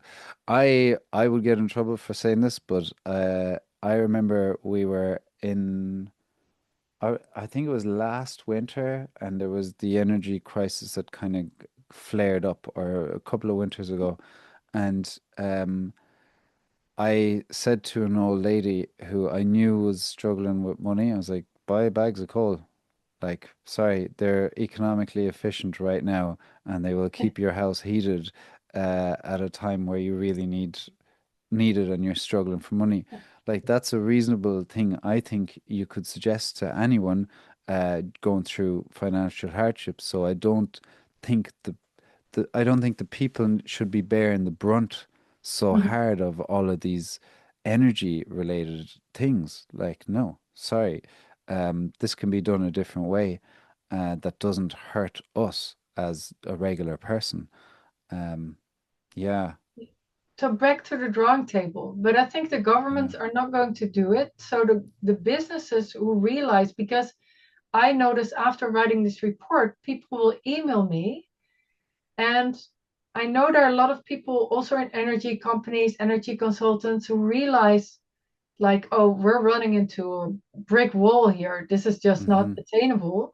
But they're operating in an environment where you cannot speak up. So they will write to me. Um, Yeah, but yeah, but I think there are more and more businesses now who are seeing we're running into this wall. This is not attainable. yeah. So for everyone who doesn't want to start fighting at the end of the line, they need to start working about, okay, we're going to put this team of engineers together. We're going to do this Hmm. research. We're going to do the political lobbying. And I think there's still time to do it, and not write these. Well, of course, it's good to write letters, alarming letters, but the government is not going to solve this. They have gone all the way in on this policy on all levels, Yeah, UN yeah. level, national level. So they are not going to change this. So I really think that it needs to come from people and businesses who still have, Grassroots. they need to start doing this. Yeah. Yeah. And I think there are more and more people who are seeing what we are seeing, because we are talking about this, and we used to be sustainability consultants. So Yeah. so this work needs to be To- done. I think this is really the time to do it, because yeah. one factory is going after the other. But I think there's still Yeah. time to change it. Well, like if we had talked about this 2 years ago, people would maybe not be as receptive to it. Like I was thinking about the book I talked about, The Great Plant-Based Con. Mm-hmm. And I know Jane Buxton, lovely person, very balanced, good head on her, say about all of these things. And maybe once upon a time, the world wouldn't have been ready for that message or to be able to even think about it. And now, as the whatever, we're moving on. We're seeing that all these solutions presented to us by corporations and our governments aren't necessarily all well intentioned, or they have side effects that hurt us. So Mm-hmm. we're all kind of going, okay, maybe maybe we do need to pay more attention to this, and that it's not all hunky dory. And like I'm looking at, I've seen the graphs of energy consumption, and they're just literally off the charts from Mm-hmm. say 1970s. The penny drops that we're never going to like stop using energy.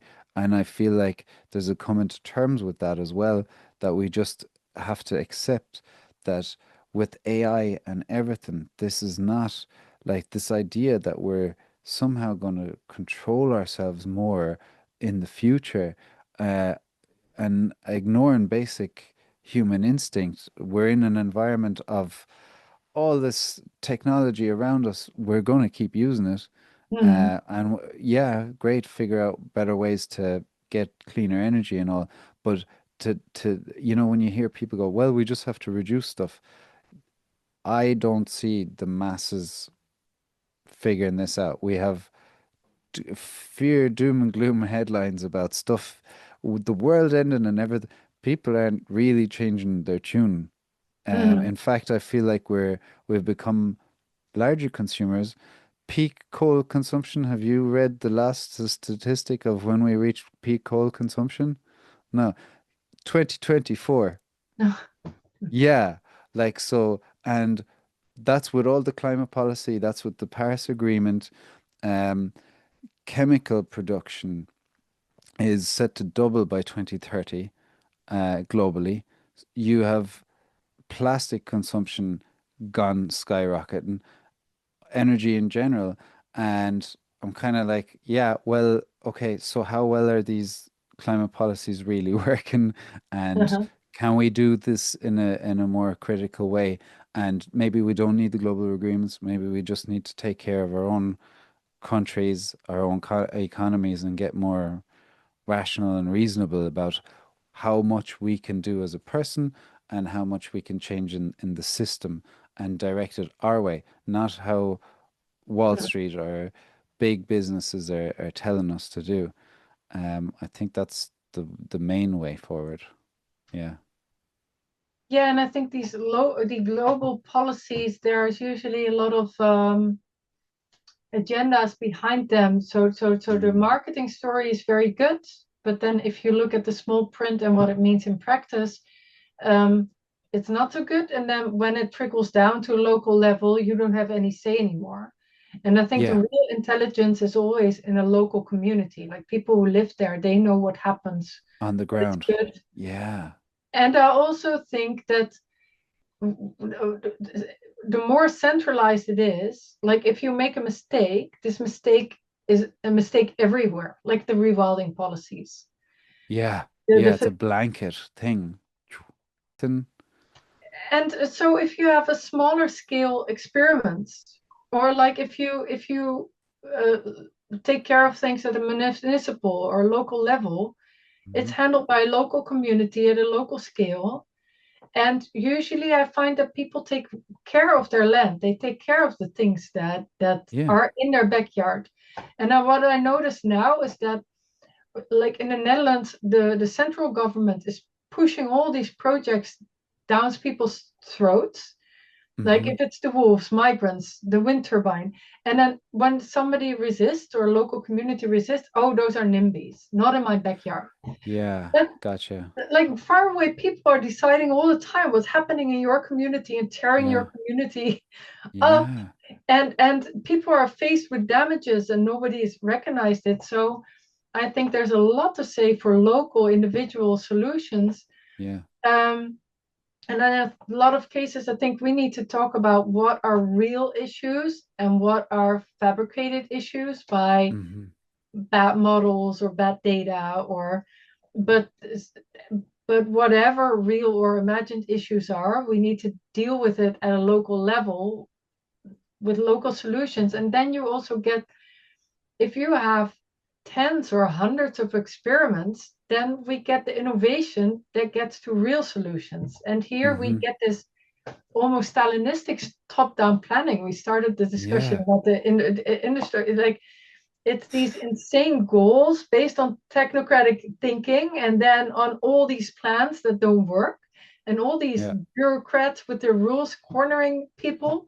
So yeah, if we need to get real innovation, that space needs to be opened up again. And then, I mentioned those three principles. So property rights, because we're all being slowly disappropriated by all these rules, because just owning something becomes expensive. And food security, because that's just subsistence. Like that goes yeah, for. And then the entrepreneurial freedom, it's because everything is so suffocated right now. We cannot get into innovation yeah, modus, yeah, because so I really think that's the basis. And there are other things that matter, but if we take this as a point of departure, we can start talking to each other again, we can start the innovation again. The other stuff yeah. will be taken care of. But I really think that's my top three at the moment. Yeah. Great. I like that you're suggesting solutions as well, you know? Yeah. It's not just how bad things are. But Yeah. I'm fully sure we can get through a load of these things if we just kind of come together on it. But we need to come together. We definitely do. Like and find that common ground and resist getting divided. Like that's a Yeah. huge part to it. Um or leave those arguments for another day and focus on what's really important to. Do you know what? I would vote for you if you were going for whatever, whatever. Have you ever thought about going into politics? No, I was actually asked by the Libertarian Party if I wanted to be on their list, but I'm not going into politics.